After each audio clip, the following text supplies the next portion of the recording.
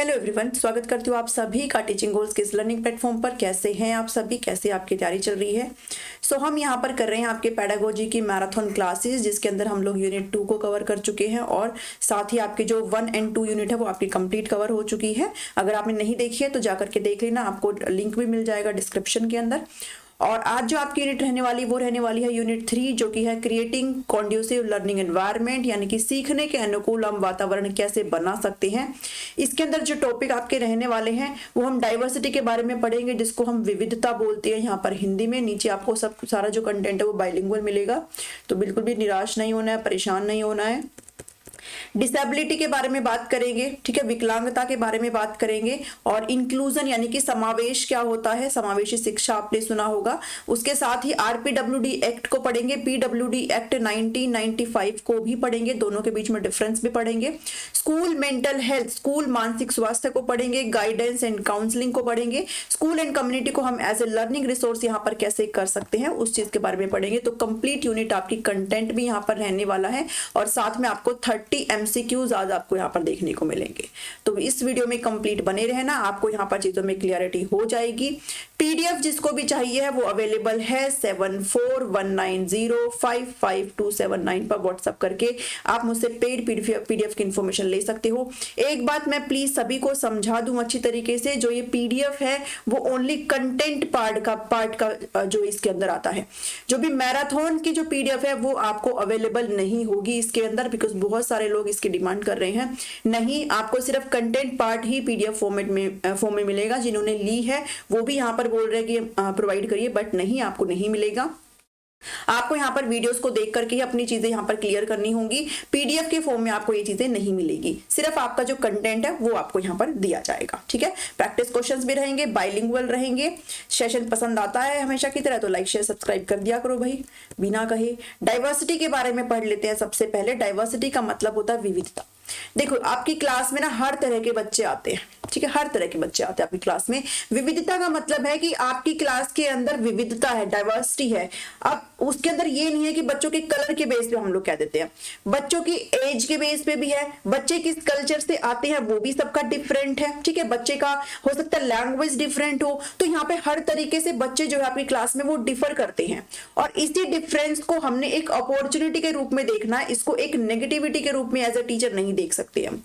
तो यही आपकी डाइवर्सिटी है। जो क्लासरूम के अंदर आपके बच्चे बैठे हुए हैं उनके अंदर काफी अमाउंट में यहाँ पर आपको डिफरेंस देखने को मिल सकता है एज ए सोशल आइडेंटिटी, ठीक है, जो कि उनकी सामाजिक पहचान है भाई। उनका यहाँ पर एज हो सकता है, डिफरेंस हो सकता है, कोई बच्चा कितने साल का, कोई बच्चा उसमें 1-2 साल का डिफरेंस यहाँ पर हो सकता है। रेस के बेस में हो सकता है, सोशो इकोनॉमिक स्टेटस के बेस में हो सकता है किसी के पास, किसी के पेरेंट्स थोड़े से ज्यादा रिच हो, किसी के पेरेंट्स नॉर्मल हो, किसी के जो है बिलो नॉर्मल हो, तो इसके बेस पे भी यहाँ पर जो है आपकी डाइवर्सिटी देखी जा सकती है। जेंडर के बेस पे भी हो सकता है, जेंडर एक्सप्रेशन के बेस पे हो सकता है, सेक्सुअल ओरिएंटेशन के बेस पे हो सकता है, डिसेबिलिटी के बेस पे हो सकता है, जो कि मेनली हम इस चैप्टर के अंदर करने वाले हैं, ठीक है। डिसेबिलिटी विकलांगता के बेस पे हो सकता है, कोई बच्चा नॉर्मल हो, कोई बच्चा स्पेशल बच्चे में आता हो, ठीक है। नेशनैलिटी के बेस पे भी यहाँ सारी चीजें होती है। तो ये जो भी आपके फैक्टर्स यहाँ पर लिखे हुए हैं वो सारा आपका किसके अंदर काउंट होता है, डाइवर्सिटी के अंदर काउंट होता है। और कभी भी अगर आपसे क्वेश्चन पूछ लिए जाए कि आप इस डाइवर्सिटी को कैसे देखेंगे, तो आप इसको एज ए अपॉर्चुनिटी के रूप में देखेंगे। हमेशा ध्यान रखना, एक अपॉर्चुनिटी के रूप में एज ए शिक्षक आपको इसे देखना है। आपको इसे बिल्कुल भी नेगेटिव इंपैक्ट इस चीज का आपके ऊपर नहीं पड़ना चाहिए, क्योंकि आपकी क्लास में जितने भी बच्चे हैं वो सभी आपके लिए समान हैं। आपको हर बच्चे को यहाँ पर डील करना है और हर बच्चे को इक्वली यहाँ पे आपको सारी चीजें को हैंडल करना है, ठीक है। तो विविधता का तात्पर्य सामाजिक पहचानों में अंतर है, जो भी उनकी सोशल आइडेंटिटीज होती है उनके बीच में डिफरेंस होता है, उनके बीच में अंतर होता है। इसके अंदर एक व्यक्ति की आयु आ जाती है, एज आ जाती है, जाति आ जाती है, सामाजिक आर्थिक स्थिति आ जाती है, लिंग पहचान आ जाता है, लिंग अभिव्यक्ति आ जाती है, यौन अभिविन्यास आ जाता है, विकलांगता और राष्ट्रीयता सभी व्यक्ति की क्या होती है, सामाजिक पहचान यहाँ पर शामिल होती है। तो ये जितने भी आपको फैक्टर्स दिए गए इनके बेस में बच्चों को यहाँ पर आप बोल सकते हो कि डाइवर्सिटी है आपकी क्लास में, ठीक है। बिकॉज आप टीचर बनने वाले तो हम क्लासरूम को ही इंक्लूड करेंगे, तो इसके बीच में हमारी क्लासेस में काफी डाइवर्सिटी देखने को मिलती है। और इसी डाइवर्सिटी को इसके अंदर इंक्लूड करने का मतलब ये है कि आप अगर एक टीचर बनने जा रहे हैं तो आपको एज ए होल देखना है अपने क्लास को। आप कैसे ऐसे सेपरेशन नहीं कर सकते हो कि भाई अगर मान लो कोई बच्चा अगर आपका किसी अदर स्टेट से आ रहा है तो उस बच्चे को भी आपने लेकर के चलना है। ऐसा नहीं है कि अगर उसको हिंदी नहीं आ रही है या फिर उसको अच्छे से इंग्लिश नहीं आ रही है तो हमें हर बच्चे को यहाँ पे डील करना है। विविधता का मतलब ये है, जैसे अगर आप केवीएस की बात करें, वैसे तो हम लोग एचटेट का एग्जाम देने वाले हैं एचएसएससी वाला, बट अगर केवीएस में एग्जाम्पल के तौर पर बता रही हूँ, जो केवीएस के स्कूल होते हैं उसमें जो बच्चे होते हैं वो हर जगह से आते हैं, बिकॉज मेनली जो डिफेंस पर्सनल होते हैं उनके बच्चे होते हैं उनमें, तो वो हर स्टेट से बच्चे होते हैं। ठीक है, तो इस चीज को यहाँ पे लागू करने का मतलब ये है कि एक टीचर को इसको एज ए होल देखना चाहिए, एक अपॉर्चुनिटी के रूप में देखना चाहिए, हिंड्रेंस के रूप में नहीं देखना चाहिए। Type of diversity that can be present in classroom, आपकी क्लासरूम के अंदर जो विविधता है वो कितने तरह की हो सकती है, आपकी योग्यता के आधार पर हो सकती है। भाई हो सकता है कोई बच्चा जल्दी चीजों में एबिलिटी दिखाए, किसी बच्चे में एबिलिटी वो लेट आई है ना, हो सकता है ऐसे भी आपकी एबिलिटीज के बेस पे, क्षमता के बेस पे आपकी विविधता हो सकती है। एज के बेस पे हो सकती है, जैसे कोई क्लास है, मान लीजिए 8th क्लास है तो उसके अंदर कोई बच्चा कुछ एज का होगा, कोई बच्चा जो है 12 साल का होगा, कोई बच्चा 13 साल का होगा, जो भी है उसका एज का जो भी क्राइटेरिया है। तो एज डाइवर्सिटी के अंदर यहाँ पर मैटर करती है। जेंडर डाइवर्सिटी यहाँ पर मैटर करती है लिंग के बेस पर, उसकी एथनिक यानी कि जातीय जो विविधता है यहाँ पर मैटर करती है, किस धर्म से बच्चा आता है, किस कल्चर से बच्चा आता है, ये भी यहाँ पर मैटर करता है। सोशियो इकोनॉमिक डाइवर्सिटी यहाँ पर बच्चे का जो बैकग्राउंड है, पेरेंट्स कितने एबल है यहाँ पर, वो यहाँ पर देखा जाता है। साथ ही ज्योग्राफिक डाइवर्सिटी यानी कि भौगोलिक विविधता भी इसके अंदर आ जाती है। तो ये कुछ एस्पेक्ट्स है जिसको आपने ध्यान रखना है, जिनके बेस पे हम लोग पढ़ते हैं कि डाइवर्सिटी आपकी क्लास के अंदर आपको देखने को मिलती है। उसके बाद बात करते हैं इंक्लूजन की। अब हमने डाइवर्सिटी को क्यों पढ़ा, क्योंकि जो विविधता है उसको हमें एज ए अपॉर्चुनिटी लेके चलना है, और इंक्लूजन का मतलब ही ये होता है कि आपकी क्लास में चाहे कैसे भी बच्चे हैं, किसी भी बैकग्राउंड से बच्चे यहाँ पर आते हो, किसी भी डाइवर्सिटी से यहाँ पर बच्चे आते हो, आपने उसको एज ए होल देखना है और अपनी क्लास में सभी को इंक्लूड करके चलना है। ठीक है, तो ये आपका इंक्लूजन होता है कि आपकी क्लास में बच्चे चाहे नॉर्मल बच्चे हो, चाहे फिर बहुत हाई फाई बच्चे हो, चाहे फिर वो किसी भी लैंग्वेज अलग हो, चाहे फिर उनका धर्म अलग हो, कल्चर अलग हो, रेस अलग हो, तो हर चीज में बच्चा यहाँ पर डिफर करता है। और हर बच्चे को एक ही क्लास में लाना और एक क्लास में ला करके एक समान उनको पढ़ाना, उनको एक ही तरीके से देखना ही इंक्लूजन कहलाता है, समावेश कहलाता है कि आपने सभी बच्चे को एक तरीके से क्या कर लिया, एक ही चीज में हैंडल कर लिया। ठीक है, तो यहाँ पर एक तरीका पहले था कि ट्रेडिशनल एक आपकी जो है टीचिंग होती थी, ट्रेडिशनल लर्निंग होती थी, जिसके अंदर क्या होता था, नॉर्मल बच्चे आपके हो जाते थे। देखो दो तरह के बच्चे होते हैं,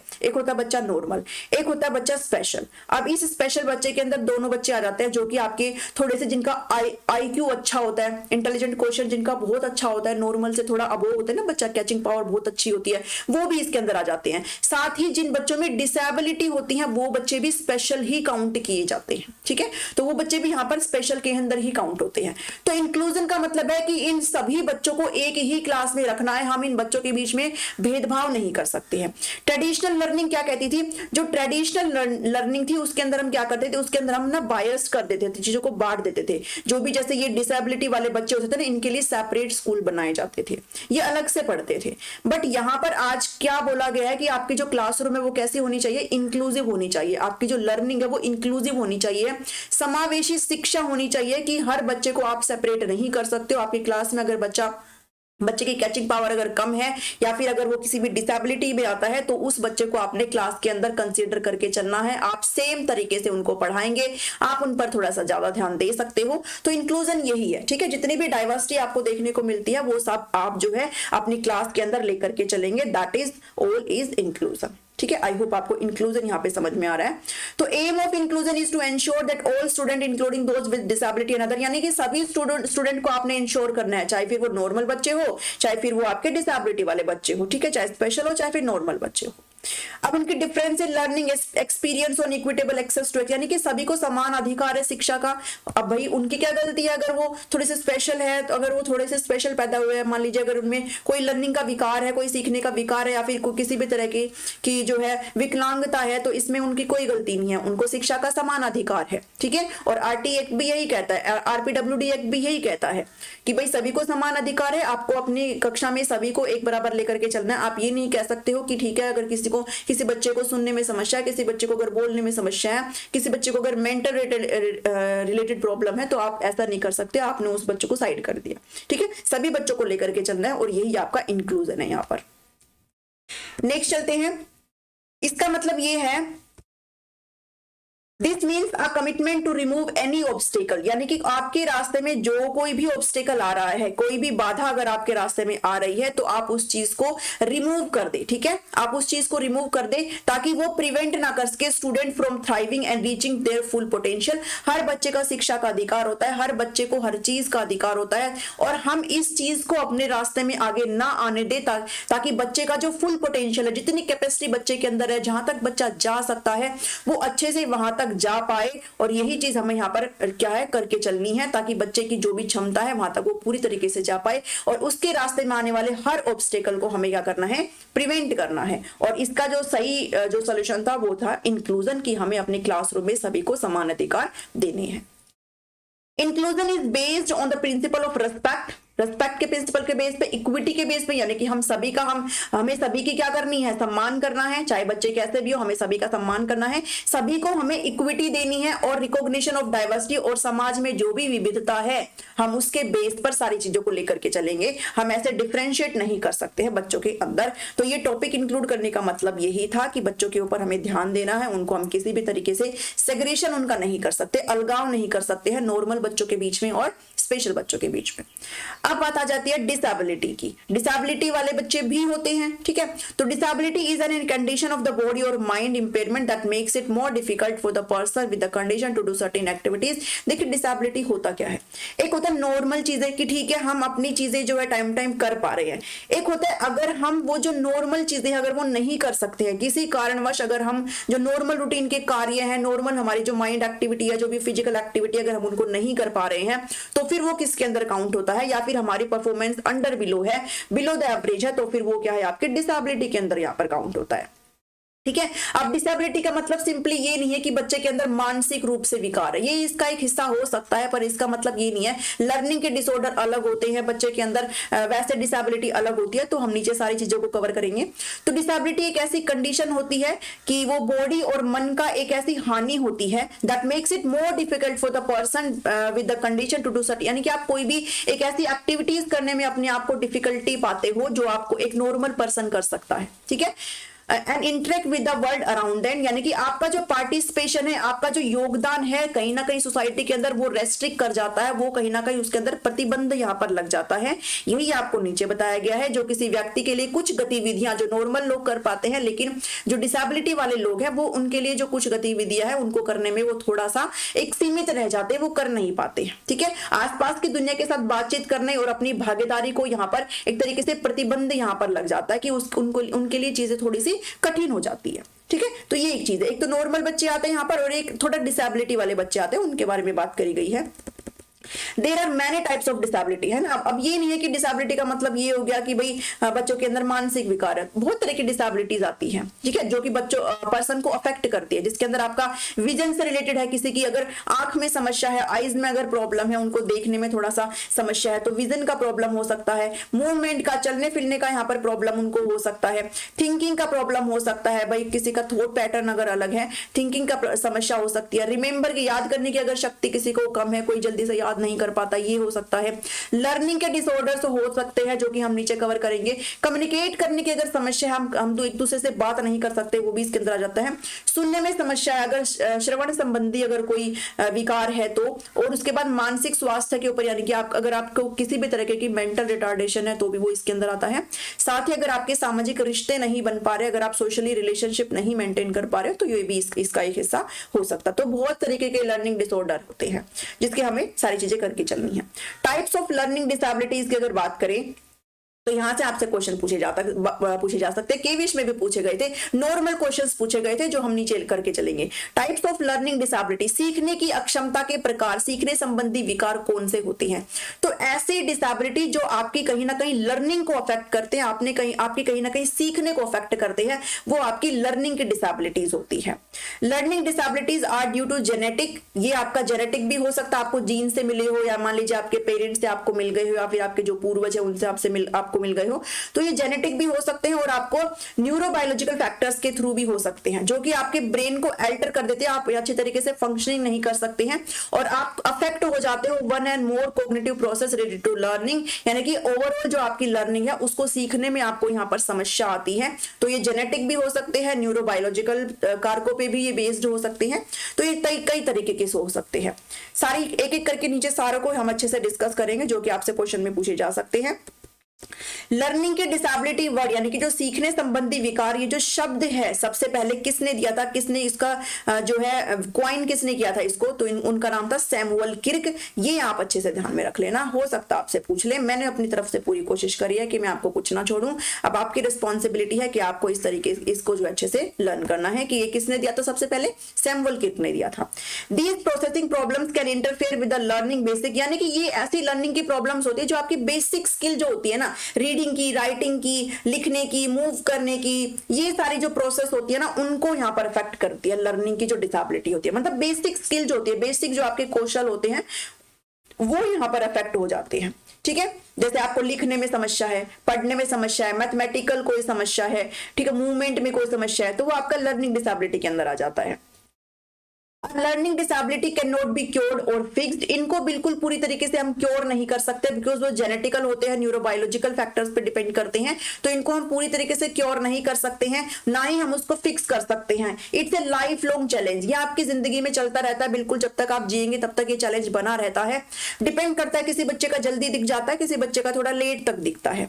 ठीक है, हाउएवर विद अगर हमें अप्रोप्रिएट सपोर्ट टीचर की तरफ से, अगर पेरेंट्स की तरफ से या जो भी आपके पीयर्स है उनकी तरफ से अगर मिलता रहे, अगर हम टाइम टू टाइम हम इसमें इंटरवीन अगर करते रहे, तो ये जो लर्निंग डिसेबिलिटी के लोग होते हैं वो अपनी सक्सेस को यहाँ पर अचीव कर सकते हैं, स्कूल में भी, काम में भी, अपने रिलेशनशिप में भी, आपके अपने जो आपका समाज है, जो आपका समुदाय है, वहां में भी आप जो आराम से काम कर सकते हो, बट आपको एक प्रॉपर सपोर्ट की जरूरत होती है उसमें। ठीक है, तो ये सारी चीजें कि आप इसको परमानेंटली क्योर नहीं कर सकते कि आपको किसी डॉक्टर ने दवाई पिला दी, इंजेक्शन लगा दिया और आप ठीक हो गए, नहीं, ये आपकी चलती रहती है। बट एक अगर आपको टाइम टाइम अच्छा अगर सपोर्ट मिलता रहे तो, और बेसिकली आप जो है टीचर बनने जा रहे हैं तो आपको इस चीज को देखना होगा कि अगर आपकी क्लास में कोई बच्चा ऐसा है तो आपको अपना सपोर्ट उसे देना है ताकि बच्चे को किसी भी तरीके की कोई समस्या ना हो, वो स्ट्रेस में ना आ जाए, बिकॉज अल्टीमेटली ये जो चीजें हैं उसके माइंड में क्या करती है, उसको स्ट्रेस लाती है, उसको इफेक्ट करती है। तो ये सारी चीजें, ठीक है, उचित समर्थन और हस्तक्षेप के साथ हम सीखने की अक्षमता वाले लोग जो स्कूल में, अपने वर्क प्लेस में, अपने रिलेशनशिप में, रिश्तों में और समुदाय में सफलता प्राप्त कर सकते हैं। बस हमें इतना ही ध्यान में रखना है। टाइप्स ऑफ लर्निंग डिसेबिलिटी की अगर बात करें तो यहाँ पर काफी टाइप्स हो जाते हैं, जिसके अंदर जो सबसे पहला टाइप है यहाँ पर डिसकैलकुलिया हो जाता है। आपसे केवीएस में यही ऐसे क्वेश्चन पूछे गए थे, बताओ जो है डिसलेक्सिया जो होता है वो किससे संबंधित है, ग्राफिया जो है किससे संबंधित है, कैलकुलिया किससे संबंधित है।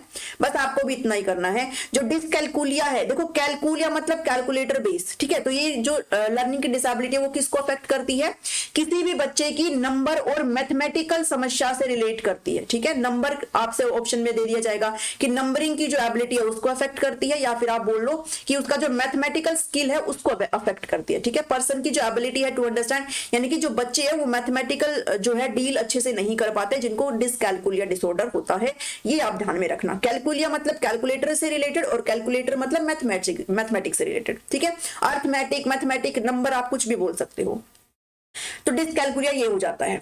उसके बाद जो सेकंड है आपका डिसग्राफिया होता है। डिसग्राफिया को आपने याद करना है, ये आपका राइटिंग रिलेटेड डिसऑर्डर होता है। किससे रिलेटेड, आपका लिखने संबंधी विकार होता है। राइटिंग रिलेटेड, लिखने से संबंधित विकार ये आपका होता है। आपसे क्वेश्चंस में यही पूछे जाएंगे। ठीक है, तो बेसिक चीजें हैं वैसे तो ये, लेकिन आपको आप सीटेट से भी पढ़कर, अगर आप किसी ने सीटेट को दिया है तो यहाँ पर भी ऐसे क्वेश्चन पूछे जाते हैं। डिसग्राफिया, ग्राफ बनाना मतलब आप ऐसे लर्न कर सकते हो, ग्राफ बनाना मतलब लिखना, तो आप इसको ऐसे याद कर सकते हो। राइटिंग से रिलेटेड अगर कोई डिसऑर्डर पूछा जाए तो वो आपका डिसग्राफिया हो जाता है। नेक्स्ट पे बढ़ते हैं।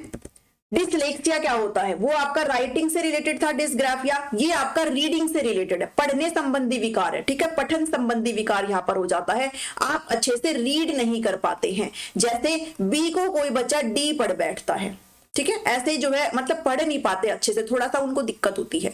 तो जो लर्निंग, ये जो डिसेबिलिटी होती है वो बच्चों की जो रीडिंग है उसको यहाँ पर अफेक्ट करती है।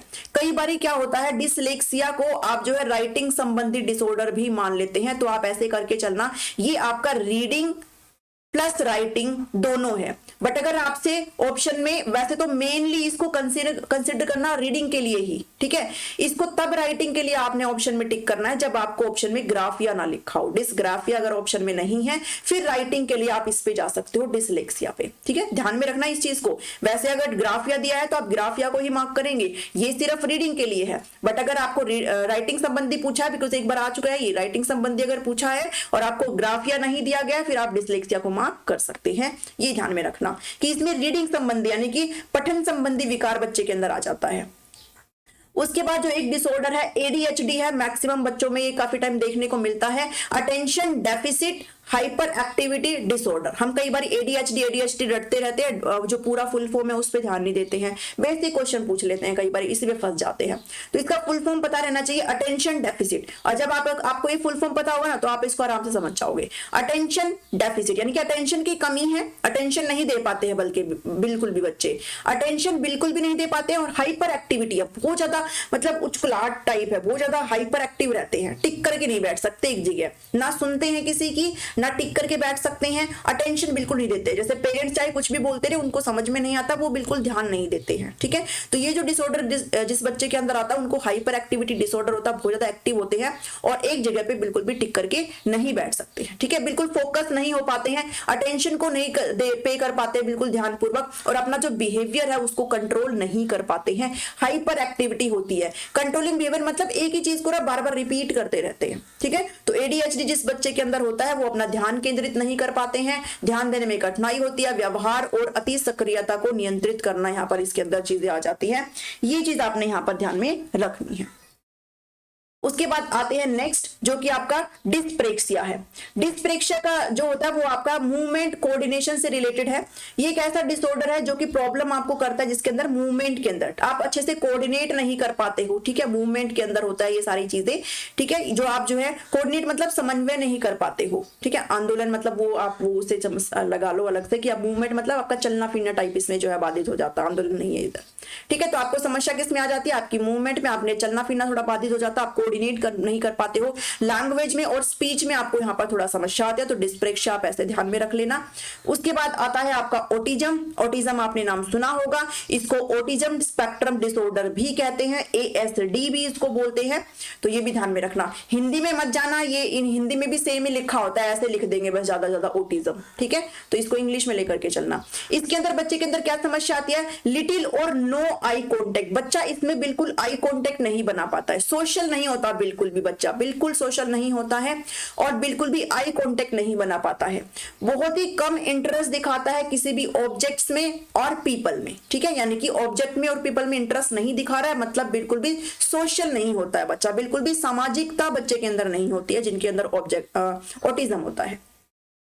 उसके बाद है appearing not to hear when spoken to directly, यानी कि बिल्कुल भी सुनने टाइप नहीं होता, अगर उनसे कोई डायरेक्टली बोले तो वो सुनते नहीं है। रिपीटेटिव मूवमेंट दिखाते हैं विद देयर फिंगर्स, अगर आपने देखा होगा कभी मूवीज वगैरह में तो अपने फिंगर्स को बार बार कुछ ना कुछ करते रहते हैं, रिपीटेटिव बिहेवियर दिखाते हैं, हाथ को बार बार कुछ ना कुछ करते हैं, आर्म्स और हेड, मतलब एक रिपीटेड बिहेवियर होता है उनका, ठीक है, सर को ऐसे ऐसे करना, जो भी उनका एक्सवाइजेड बिहेवियर होता है उसको रिपीट करते रहते हैं, मतलब उनसे वो रुकती नहीं है, क्योंकि वो डिसऑर्डर है ही ऐसा, उसमें रिपीटेशन होती है, वो चीज उनसे रुकती नहीं है, तो ये ऑटिज्म होता है, ठीक है। उसके बाद चलते हैं मेंटल रिटार्डेशन, ये इंपॉर्टेंट है, मानसिक मंदता आपने यहां पर पढ़नी है।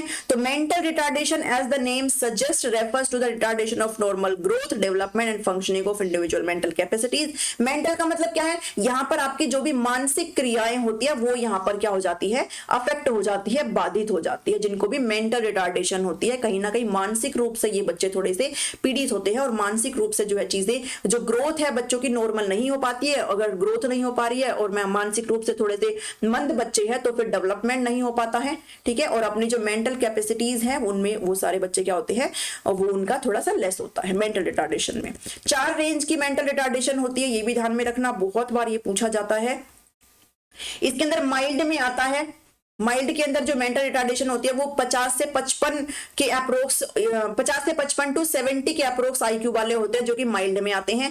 मॉडरेट की अगर बात करें, बिल्कुल ही मॉडरेट वाले, मध्यम वाले, तो ये 35-40 से 50-55 के बीच में इनका आईक्यू होता है, ये याद करना बिल्कुल आपने, ठीक है। सेवर की अगर बात करें तो ये 20-25 से 35 और 40 के बीच में होता है। और प्रोफाउंड की अगर बात करें तो ये बिलो 20 to 25 होते हैं। इन बच्चों को आप चाहे कितना भी पढ़ा लो, कितना भी सिखा लो, ये नहीं सीख सकते हैं क्योंकि इनका बहुत ही कम होता है। तो प्रोफाउंड ये होते हैं और सेवर ये होते हैं। ये आपने आईक्यूज को जो है अच्छे से याद करना, इंटेलिजेंट क्वेश्चन होता है आईक्यू, इनको आपने अच्छे तरीके से याद नहीं कर लेना। एचटेट में आप ये सारी चीजें पढ़ करके आए हुए हैं, ठीक है, थोड़ा रिवाइज कर लेना। तो 4 रेंज होती है मेंटल रिटार्डेशन की, मानसिक मंदता की। अब है पर्सन विद डिसेबिलिटीज एक्ट, हमने ऊपर डिसेबिलिटी पढ़ा है, लर्निंग के जो डिसेबिलिटी होते हैं वो पढ़ा है। अब पढ़ेंगे पीडब्ल्यूडी एक्ट 1995 जो कि 1995 में आया था, और उसके बाद आरपीडब्ल्यूडी एक्ट 2016 को पढ़ेंगे, दोनों को रिलेट करते हुए पढ़ेंगे, ठीक है। RPWD act 2016। चलिए, पर्सन विद डिफिकल्टी एक्ट 1995 है पीडब्ल्यूडी एक्ट, और ये आपका जो है right of person with disability act है 2016। तो ये मैंने अपने नोट से ही दिया क्योंकि यहाँ पर आपको पॉइंट टू पॉइंट चीजें लिख करके दी गई है, एक एक पॉइंट टू पॉइंट, ठीक है। आपको ऐसे पैराग्राफ में इसको पढ़ने की जरूरत नहीं पड़ेगी, यहाँ पर आपको सारी चीजें लिख करके दी है और हिंदी में बताऊंगी सारी चीजें, ठीक है, हिंदी में ही बताऊंगी। चलिए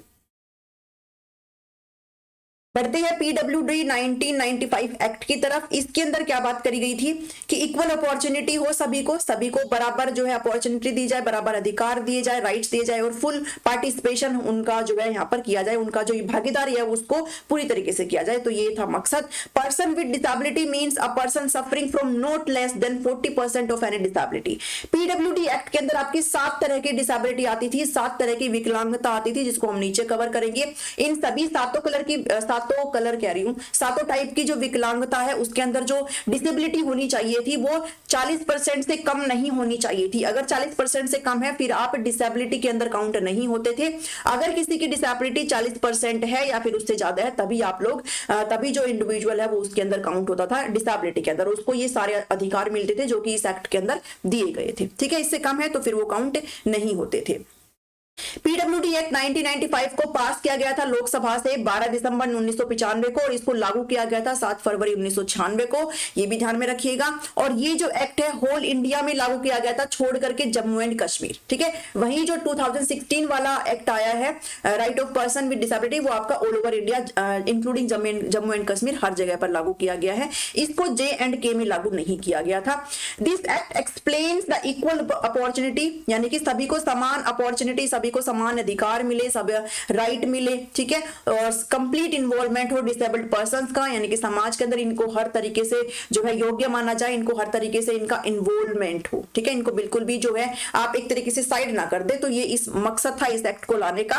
एम एंड ऑब्जेक्टिव जो है इस एक्ट के, यानी कि इसके उद्देश्य क्या है, इसके अंदर क्या कुछ चीजें बताई गई थी। तो इसके अंदर आ जाता है to spell out the responsibility की जिम्मेदारियां, किसकी जिम्मेदारियां, यानी कि राज्यों की जिम्मेदारियां क्या होती है towards the prevention of disability को आप रोक पाए, इसको प्रिवेंट कर पाए, कहीं ना कहीं उनके जितने भी अधिकार है उनको दे पाए। ये जो है सारी चीजें बताई गई थी कि राज्यों की क्या इसके अंदर जिम्मेदारियां हैं, उनके प्रोटेक्शन के ऑफ राइट्स के लिए, उनको मेडिकल केयर मिले, चिकित्सीय सुविधाएं मिले, उनको शिक्षा मिले, इन सभी को सुनिश्चित करना, जितने भी राज्य हैं उनका यहाँ पर उनको सुनिश्चित करना इसका एम एंड ऑब्जेक्टिव था। सभी को गाइडलाइंस दी गई थी कि आपको ये सारी चीजें यहाँ पर इन लोगों की एंश्योर करके चलनी है। एक बैरियर फ्री एनवायरनमेंट क्रिएट करना, एक ऐसा एनवायरनमेंट, एक ऐसा वातावरण उनके लिए बनाना जहां पर वो फ्रीली रह सके, उनके जितने भी अधिकार है उनको यहाँ पर दिए जाए, उनको बिल्कुल भी एक तरीके से ऐसा बेसलेस या फिर लाइफलेस उनको यहाँ पर फील ना कराया जाए कि वो बिल्कुल भी ऐसा फील ना करे कि वो ऐसे क्यों पैदा हुए हैं टाइप से। To make special provision of integration of person with disability into the main stream, उनको एक स्पेशल प्रोविजन दिया जाए, ठीक है, ताकि वो भी एक तरीके से फील कर पाए कि वो भी समाज के अंदर जो मेन स्ट्रीम चली आ रही है, समाज की जो मुख्य धारा है उसके अंदर वो शामिल हो पाए, एक तरीके से अलग थलग ना रहे। जैसे अपने इधर चलता है भाई, थोड़ा सा होता है भाई, जो लोग थोड़े से विकलांग टाइप होते हैं उनको हम थोड़ा सिंपैथी टाइप देते हैं, ठीक है। और कहीं ना कहीं पहले, आज के टाइम में तो काफी चीजें ठीक हो गई है, बट पहले टाइम में थोड़ा उनको हम अलग करके चलते थे बिकॉज वो इतने कैपेबल नहीं हो पाते थे। तो गवर्नमेंट का मकसद ये था कि उनको भी मेन स्ट्रीम में लाया जाए, जैसे चीजें चल रही हैं उनको भी इस चीज के अंदर इंक्लूड किया जाए। तो ये मकसद था, ये एम था, ये ऑब्जेक्टिव था 1995 वाले एक्ट के अंदर। इसके अंदर कुल 7 तरह की डिसेबिलिटीज थी, जिसके अंदर आपका आता था ब्लाइंडनेस, आता था अंधापन, आता था यानी कि देखने संबंधी समस्या थी। लो विजन इसके अंदर आता था, 2 तरह की आईज की प्रॉब्लम आती थी, मतलब एक तो ब्लाइंडनेस अंधापन आ गया और एक लो विजन यानी कि दिखता है बट कम दिखता है, ठीक है। हियरिंग इंपेयरमेंट आ गया, श्रवण दोष आ गया, लोकोमोटर डिसेबिलिटी गति संबंधी विकलांगता आ गई, लेप्रोसी कड़ उपचारित कुष्ठ रोग आ गया, मेंटल रिटार्डेशन जो मैं ऊपर कवर करके आई हूं, मानसिक मंदता और मेंटल इलनेस मानसिक बीमारी आ गई। तो यहां पर ये कुछ 7 डिसेबिलिटी थी जो इस एक्ट के अंदर आई गई थी, जबकि इन डिसेबिलिटीज को बढ़ा करके 21 कर दिया गया, जो कि 2016 वाला आरपीडब्ल्यूडी एक्ट आया है, right of person with disability. तो ये जो एक्ट है 2016 के अंदर आया है। इस एक्ट ने रिप्लेस किया पर्सन विद डिसेबिलिटी एक्ट 1995, इसको प्रतिस्थापित करके 2016 वाला ये जो एक्ट है, ये जो अधिनियम है, ये आया है, ठीक है। तो RPWD act 2016 is the disability legislation, ये विकलांगता कानून है और इसको पास किया गया था इंडियन पार्लियामेंट के द्वारा। जो मसौदा है, जो बिल विधेयक है, वो कब तैयार किया गया था, वो 2011 में इसको इंट्रोड्यूस किया गया था। जो ड्राफ्ट बिल है, इसको इंट्रोड्यूस कब किया गया था, 2011 के अंदर इंट्रोड्यूस किया गया था। इसलिए मैंने इस चीज को यहां पर लाया कि पॉइंट वाइज सारी चीजें लिखी है। पार्लियामेंट में इसको इंट्रोड्यूस किया गया फरवरी 7 2014 के अंदर और इसको पास किया गया राज्यसभा के द्वारा दिसंबर 14 2016 के अंदर। After passing and approval of president के, राष्ट्रपति के अप्रूवल के बाद ये जो है एक्ट क्या बन गया, एक कानून बन गया, एक लॉ बन गया। कब बना ये कानून, दिसंबर 30 2016 के अंदर। इसे भी ध्यान में रखना, ये कानून कब बना, पहले ये एक्ट था लेकिन फिर इसको लॉ बना दिया गया 30 दिसंबर 2016 के अंदर। केम इनटू फोर्स, इसको लागू किया गया 15 जून 2017 के अंदर होल इंडिया में, ठीक है। जम्मू एंड कश्मीर भी इनके अंदर इंक्लूड है।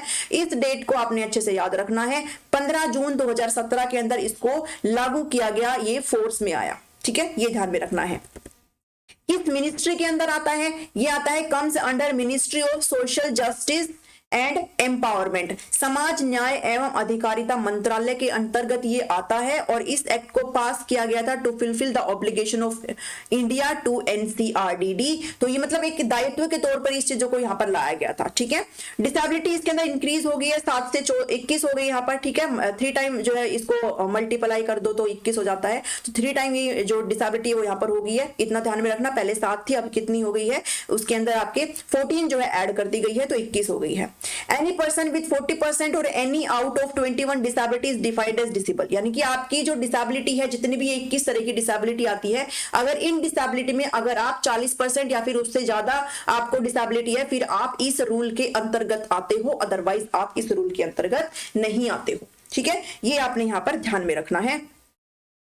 नेक्स्ट पे बढ़ते हैं, आई होप आपको क्लियर हो रहा है। रिजर्वेशन की अगर बात करें तो हायर एजुकेशन के अंदर आपको रिजर्वेशन दी जाती है 5% से कम, ठीक है, 5% से कम नहीं, और गवर्नमेंट जॉब के अंदर नॉट लेस देन 4%। तो ये आपका यहाँ पर ध्यान में रखना है, 4% से कम नहीं बल्कि थोड़ी ज्यादा, ठीक है। तो गवर्नमेंट जॉब के अंदर, हायर एजुकेशन के अंदर आपको यहाँ पर ध्यान में रखना है। Every child with benchmark disability between age group 6 to, यानी कि इसके अंदर जो अगर आप इस डिसेबिलिटी के अंदर आते हो, अगर आप बच्चे हो, तो 6 से 18 साल के जो बच्चे हैं डिसेबिलिटी वाले उनको फ्री एजुकेशन का प्रावधान इस जो लॉ है उसके अंदर दिया गया है।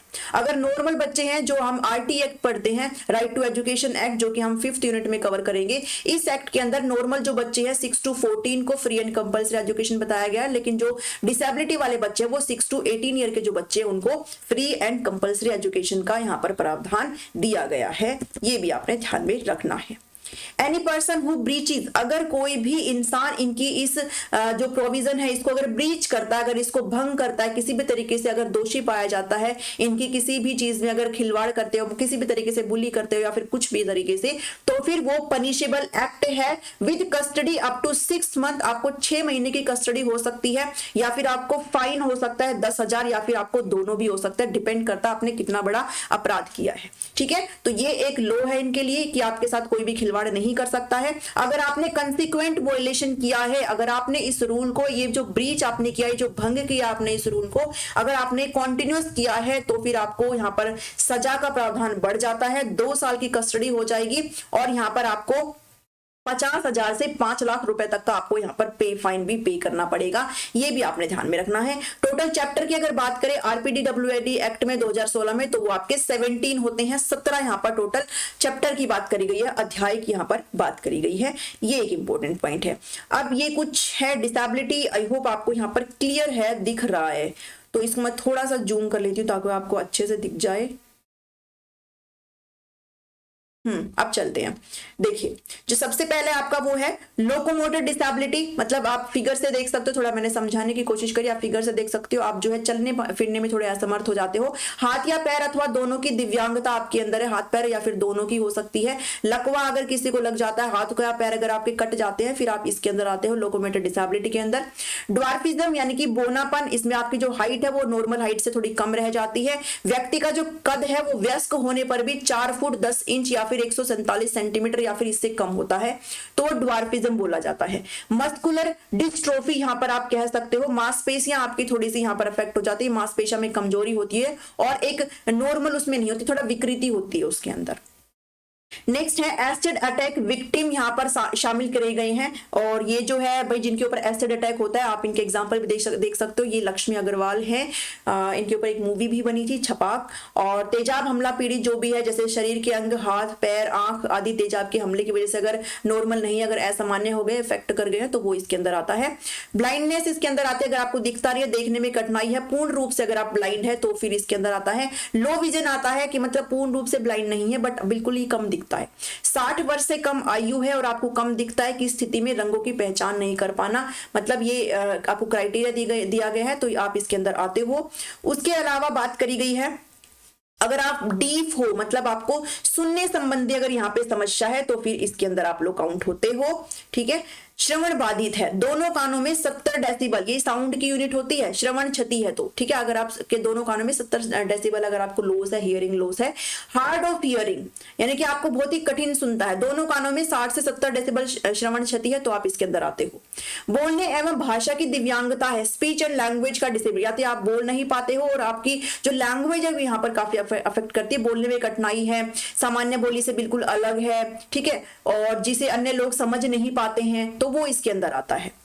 उसके बाद है लेप्रोसी कर्ड है, यहां पर आप फिगर से देख सकते हो, हाथ या पैर या अंगुलियां में विकृति, टेढ़ापन आ जाता है, शरीर की त्वचा पर रंगहीन धब्बे हो जाते हैं, हाथ या पैर या अंगुलियां यहां पर शून्य पड़ जाती हैं, वो इसके अंदर आता है। सेरेब्रल पाल्सी, यहां पर पैरों में जकड़न हो जाती है, चलने में कठिनाई हो जाती है, हाथ से काम करने में कठिनाई हो जाती है, फिगर में देख सकते हो यहाँ पे। उसके बाद मल्टीपल डिसेबिलिटी, यानी कि आपके अंदर एक से अधिक डिसेबिलिटी है, तो फिर आप इसके अंदर यहाँ पर काउंट होते हो। फिर आपकी इंटेलेक्चुअल डिसेबिलिटी आ जाती है, जो कि आपका माइंड से रिलेट करती है। इंटेलेक्चुअल डिसेबिलिटी, इसके अंदर आपके जो भी बौद्धिक कार्य है, जो भी आपके मानसिक जो फंक्शनिंग के कार्य, आप मानसिक रूप से आप फंक्शन नहीं कर पाते हो, आपका जो व्यवहार है, जो भी एक बिहेवियर आपका होना चाहिए है मानसिक रूप से, वो अगर आपका नहीं है, तो फिर आप इसके अंदर आते हो। स्पेसिफिक लर्निंग डिसेबिलिटी है, कोई भी स्पेसिफिक सीखने संबंधी अगर विकलांगता है, जैसे भाषा बोलने या लिखने की कमी है, डिसलेक्सिया है, डिसग्राफिया है, डिसकैलकुलिया है, विकासात्मक अफेसिया है, तो ये सारी चीज इसमें आती है, ठीक है, जो कि लर्निंग की डिसेबिलिटीज है। ऑटिज्म अगर है आपके अंदर, आप बिल्कुल भी यहाँ पर बिल्कुल भी फोकस नहीं हो पाते हो और आप जो है बिल्कुल सोशल नहीं होते हो, किसी कार्य पर ध्यान केंद्रित करने में कठिनाई है, आंखें मिलाकर बात नहीं कर पाते हैं, हमेशा गुमसुम रहते हैं, सोशल बिल्कुल भी ये बच्चे नहीं रहते हैं जिनके अंदर ऑटिज्म होता है। नेक्स्ट है मेंटल इलनेस है, मानसिक जो है ऋणगता या फिर मानसिक रूप से बीमार इसको बोल सकते हो। आपका जो बिहेवियर है वो नॉर्मल नहीं रहता है, खुद से बातें करते हैं, मति भ्रम भय व्यसन रहता है, गुमसुम रहते हैं बिल्कुल पूरी तरीके से। और मल्टीपल स्क्लेरोसिस है, दिमाग एवं रीढ़ की हड्डी के समन्वय में परेशानी, कोऑर्डिनेशन नहीं हो पाता है। पार्किंसन डिजीज है, यहाँ पर हाथ और पांव की मांसपेशियों में जकड़न, तंत्रिका तंत्र प्रणाली संबंधी कठिनाई यहाँ पर हो जाती है। तो ये कुछ है, आपके नीचे 3 रह गए, इनको एक एक करके थोड़ा सा देख लेना, इनमें थोड़े से क्वेश्चन भी बन जाए, ठीक है। हेमोफीलिया है, ये आपकी ब्लड रिलेटेड जो है डिसऑर्डर यहाँ पर हो जाता है, ब्लड रिलेटेड डिसेबिलिटी है। चोट लगने पर अत्यधिक रक्त का स्राव हो जाता है, यानी कि चोट लगने पर क्लोट हो जाता है। क्लोटिंग का मतलब होता है ना कि अगर चोट लगी है तो थोड़ा सा उस पर हार्ड होकर के वो लेयर और फिर ब्लड रुक जाता है, बट इसमें क्लोटिंग नहीं हो पाती, खून जो है ज्यादा निकलने लगता है।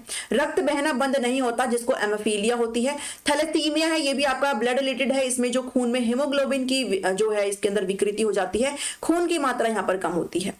उसके बाद ये भी आपका ब्लड रिलेटेड है, सिकल सेल डिसीज, खून की अत्यधिक कमी होती है, खून की कमी से शरीर के अंग और अवयव यहाँ पर खराब हो जाते हैं, ये भी आपने ध्यान में रखना है, ब्लड डिसऑर्डर आप इसको कह सकते हो। तो ये कुछ 21 डिसेबिलिटी है जो कि आरपीडीडब्ल्यूडी एक्ट 2016 के अंदर आता है। डिफरेंस है कुछ पीडब्ल्यूडी एक्ट और आरपीडीडब्ल्यूडी एक्ट, दोनों को कंपैरिजन करके चलेंगे।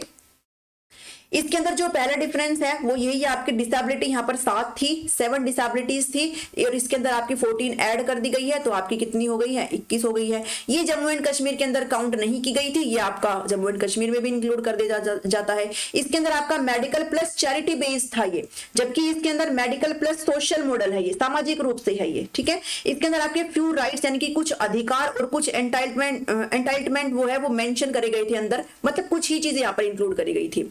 यहाँ पर जो अधिकार मेंशन किए गए हैं वो स्पेशल मेंशन करे गए हैं वुमेन के लिए भी और चिल्ड्रन के लिए भी, यानी कि यहाँ पर जो क्राइटेरिया है यहाँ पर वो ब्रॉडर लेवल पर है, वहां थोड़ा सा नैरो लेवल पर था, ठीक है। राइट्स जो है थोड़े से कम थे। डेफिनेशन जो है इधर वो पुअरली डिफाइन करी गई थी, पीडब्ल्यूडी एक्ट में अच्छे से सारी चीजों को डिफाइन नहीं किया गया था, जबकि आरपीडब्ल्यूडी एक्ट में सारी डेफिनेशन जितनी भी परिभाषाएं आपको दी गई हैं वो सभी परिभाषाएं अच्छे से डिस्कस करी गई है। नैरो डेफिनेशन है यहाँ पर मेंटल इलनेस की, जो भी मानसिक रूप से बीमारी वाली जो भी कैटेगरी है उसको, उसकी जो परिभाषा है वो बिल्कुल ही तंग परिभाषा है, बिल्कुल अच्छे तौर पे नहीं बताई गई थी। यहाँ पर जो मेंटल इलनेस की परिभाषा है वो आपकी ब्रॉडर लेवल पर है, अच्छी तरीके से इस चीजों को यहाँ को खुल करके बताया गया है। ये कुछ डिफरेंस था जो आपको यहाँ पर ध्यान में रखना है। अब बढ़ते हैं concept of school mental health, ये आपका एक टॉपिक है, यहाँ से क्वेश्चन केवीएस में भी आए थे और आपके में भी आएंगे। स्कूल मेंटल हेल्थ, क्यों इस चीज को लाया गया? भाई स्कूल के अंदर कौन होते हैं? स्कूल के अंदर हर कोई होता है, आपके जो बच्चे होते हैं वो तो होते ही हैं, साथ ही टीचर भी होते हैं, जितने भी स्कूल के अंदर आपके एडमिनिस्ट्रेशन है, आपके स्कूल के अंदर बहुत सारे लोग होते हैं, सभी इस चीज के अंदर आते हैं और सभी का बच्चों की लर्निंग पर अफेक्ट पड़ता है। तो यहाँ पर इसीलिए स्कूल मेंटल हेल्थ यहाँ पर लाई गई है कि अगर स्कूल में सब कुछ ठीक होगा तो बच्चे की जो हेल्थ है, बच्चों की जो मेंटल हेल्थ है वो कहीं ना कहीं यहाँ पर अच्छी रहेगी, वो अफेक्ट नहीं करेगी। तो हम लोग इस टॉपिक को यहाँ पर पढ़ते हैं क्रिएटिव कंडीशनिंग लर्निंग एनवायरनमेंट के अंदर। मेंटल हेल्थ का मतलब क्या होता है? स्कूल मेंटल हेल्थ का मतलब access to mental health support करता है and resources is essential for student to thrive academically. अगर बच्चे की मेंटल हेल्थ को अच्छी, अगर बच्चे को टाइमली सपोर्ट मिल पा रहा है, जो भी रिसोर्सेज, जो भी स्रोत उसको चाहिए होते हैं, जो भी एसेंशियल अगर बच्चे को दे पा रहे हैं, तो बच्चे का जो एकेडमिक है, बच्चा जितना भी अच्छे से परफॉर्म कर पाता है चीजों में, जितने भी सब्जेक्ट्स है उसके, वो अच्छे से वहां पर परफॉर्म कर पाता है। इमोशनली बच्चा, भावात्मक रूप से बच्चा स्ट्रॉन्ग रहता है और सामाजिक रूप से भी बच्चा स्ट्रॉन्ग रहता है अगर उसकी मेंटल हेल्थ अच्छी है तो। और अगर मान लीजिए किसी बच्चे की मेंटल हेल्थ अच्छी नहीं है, तो अगर यही अच्छा नहीं है तो फिर वो किसी भी चीज में यहाँ पर अच्छा परफॉर्म नहीं कर सकता है। तो इसीलिए इस टॉपिक को स्कूल के अंदर इंक्लूड करना बहुत जरूरी हो जाता है और आज के टाइम में ये काफी जरूरी हो गया, बिकॉज जैसे आपका कोरोना आया है उसके टाइम से इस जो चीजें वो काफी ज्यादा थोड़ी सी बढ़ गई है कि बच्चे थोड़ा सा यहाँ पर डिस्टर्ब रहने लगे हैं ऑनलाइन के चक्कर में, तो इसलिए इस टॉपिक को यहाँ पर इंक्लूड करा गया है। An example of the importance of school mental health is the effect of stress. बच्चे के अंदर बहुत ज्यादा स्ट्रेस लेने लगे हैं, बच्चे तनाव बहुत ज्यादा लेने लगे हैं और एंजाइटी होने लगी है स्टूडेंट के अंदर एकेडमिक परफॉर्मेंस को लेकर के। बिकॉज जैसे आप सभी को पता, अभी कोरोना आया था और इसके अंदर उन्होंने सब चीजें ऑनलाइन करवाई, पढ़ाई भी ऑनलाइन करवाई और साथ में पेपर भी सब कुछ ऑनलाइन ले लिए। तो इसके अंदर क्या है कि चीजें लाई गई, भाई बच्चों के मेंटल हेल्थ के बारे में हमें डील करना बहुत जरूरी है। एंजाइटी का मतलब होता है आप किसी भी चीज के बारे में इतने ज्यादा चिंता में चले जाते हैं, इतने ज्यादा चिंता में चले जाते हैं कि आप मतलब बहुत ही एक हाई लेवल पर चिंताएं चली जाती है, ठीक है, आप पता नहीं चलता आप क्या कर रहे हो, एक हाई लेवल पे थोड़ा सा डर चला जाता है, तो वो एंजाइटी हो जाती है किसी भी चीज की, ठीक है। जैसे एग्जाम के टाइम में बच्चों को एंजाइटी हो जाती है कि हाय राम अब कल काम का, जैसे आपको हो जाए, आप कोई बच्चा आप में से अगर पढ़े ना और फिर एग्जाम अगर कल है तो फिर कहो भाई हाय राम अब मैं क्या करूं, मेरे तो पेपर आ गया, मैं तो पढ़ा ही नहीं, मैं तो पढ़ी ही नहीं, ठीक है, तो वो इस चीज के अंदर आ जाता है। Students have shown that students who experience high levels of stress and anxiety are more likely to struggle। यहाँ पर जितनी भी स्टडीज होती हैं, जितने भी बच्चों के ऊपर स्टडीज करी गई है, वो ये बताते हैं जितने बच्चे हाई लेवल ऑफ स्ट्रेस को फील करते हैं, एक्सपीरियंस करते हैं, बहुत ज्यादा तनाव को लेकर के रखते हैं, एंजाइटी में बहुत ज्यादा एक्सट्रीम लेवल की चिंता में रहते हैं, तो वो स्ट्रगल करते हैं स्कूल के अंदर कहीं ना कहीं और वो चीजों को एक इफेक्टिव तरीके से लेकर के नहीं चल सकते। तो ऐसे में बच्चों को स्कूल लेवल पर देखना बहुत जरूरी हो जाता है और ऐसा नहीं है स्कूल लेवल पर पेरेंट्स के फॉर्म में भी देखना ज्यादा जरूरी हो जाता है, बिकॉज ऐसे बच्चे जो है अच्छे से डिफिकल्टी रहती है उनको, वो अटेंशन नहीं कर पाते हैं, उनकी मेमोरी यहाँ पर बाधित होती है और जो उसका प्रॉब्लम सॉल्विंग का स्किल है वो भी यहाँ पर कहीं ना कहीं क्या होता है, अफेक्ट होता है, ठीक है। This can lead to poor grades, और अगर बच्चे इन चीज में परेशानी उठा रहे हैं तो फिर पुअर ग्रेड्स तो बच्चे के होंगे ही, वो कहीं ना कहीं एकेडमिकली अच्छा परफॉर्म नहीं कर पाएगा, डिफिकल्टी होगी कुछ भी असाइनमेंट उसको मिले हैं उसको कंप्लीट करने में, और इवन एब्सेंटीज्म यानी कि अनुपस्थिति, बच्चा जो है क्लास से गायब भी यहाँ पर हो सकता है, बिकॉज बच्चा किसी भी रूप से, कहते हैं ना कि दिमाग अगर अफेक्ट हो रहा है, दिमाग अगर सही रूप से काम नहीं कर रहा है तो फिर बच्चा हर तरीके, जितने भी डेवलपमेंट के एस्पेक्ट होते हैं हर तरीके से बच्चा यहाँ पर इफेक्ट करता है। However, with access to mental health support, अगर बच्चे को टाइमली सपोर्ट मिलता रहे, बच्चे को अगर टीचर भी अच्छे तरीके से देख रहा है, जैसे अगर आप लोग टीचर हो, अगर आपकी नौकरी लगती है तो फिर आप अगर किसी बच्चे का एक व्यवहार को ऑब्जर्व करते हो, भाई हम लोग ऑब्जर्व कर सकते हैं कोई बच्चा है अगर वो नॉर्मल नहीं है, कुछ अलग तरीके से बिहेव कर रहा है, तो आप उसको एज ए टीचर कैसे कैटर कर सकते हो, कैसे उसका जो है वो जो एंजाइटी बच्चा फील कर रहा है, वो जो डिप्रेशन में बच्चा, आप उसको कैसे दूर कर सकते हो, यही चीज आपको समझ में आ जाए, आप इस चीज को अच्छे से हैंडल कर सके, इसलिए आपको ये टॉपिक यहाँ पर दिया गया है। आपको यहाँ पर समझना पड़ेगा आप जिस लेवल के बच्चों को यहाँ पर पढ़ाएंगे, because mainly early adolescence level के बच्चे होंगे आपके पास, तो इस स्टेज के बच्चों में क्या कुछ समस्या होती है वो आपको पता होनी चाहिए है, तभी तो आप जाकर के इन चीजों को देखेंगे। तो अगर सपोर्ट मिले, उनको रिसोर्सेज मिले, काउंसलिंग वगैरह उनकी हो, स्ट्रेस मैनेजमेंट टेक्निक अगर उनको मिले, तो स्टूडेंट यहाँ पर लर्न कर सकते हैं, अपने मैनेज कर सकते हैं अपने स्ट्रेस को, अपनी एंजाइटी को, और अपने एकेडमिक परफॉर्मेंस को यहाँ पर इंप्रूव कर सकते हैं। एक तो ऐसा हो कि बच्चा खुद बे खुद ही परेशान है, टीचर ध्यान नहीं दे रहा है, ठीक है पढ़ा रहने दे, ठीक है, तो ऐसे टाइप हो तो फिर बच्चा उस चीज में और ज्यादा उलझ जाता है। एक अगर आप प्यार से उस बच्चे को हैंडल करें, उस बच्चे से पूछे बच्चे आपकी समस्या क्या है, क्या हो गया आपको, कुछ समस्या कुछ परेशानियां अगर आप कुछ शेयर करना चाहते हो, ऐसे अगर बच्चे को एक सॉफ्ट एनवायरमेंट मिले तो फिर बच्चा अपनी परेशानी आपके साथ डील कर सकता है, और अगर वो आपके साथ डील कर सकता है अपनी परेशानी तो फिर आप उसको एक वांछित जो सोल्यूशन है वो आप उसको दे सकते हो, एक डिजायर्ड सोल्यूशन आप उसको यहाँ पर प्रोवाइड कर सकते हो, और कहीं ना कहीं उसकी जो चीजें हैं जो बिगड़ी हुई है वो यहाँ पर ठीक हो सकती है। ठीक है, तो what do you mean by mental health concerns, आप क्या समझते हो मेंटल हेल्थ कंसर्न पे, जो आपका मानसिक स्वास्थ्य जो चिंताएं हैं उनसे आप क्या समझते हो, उसके अंदर क्या क्या चीजें यहाँ पर आ जाती है।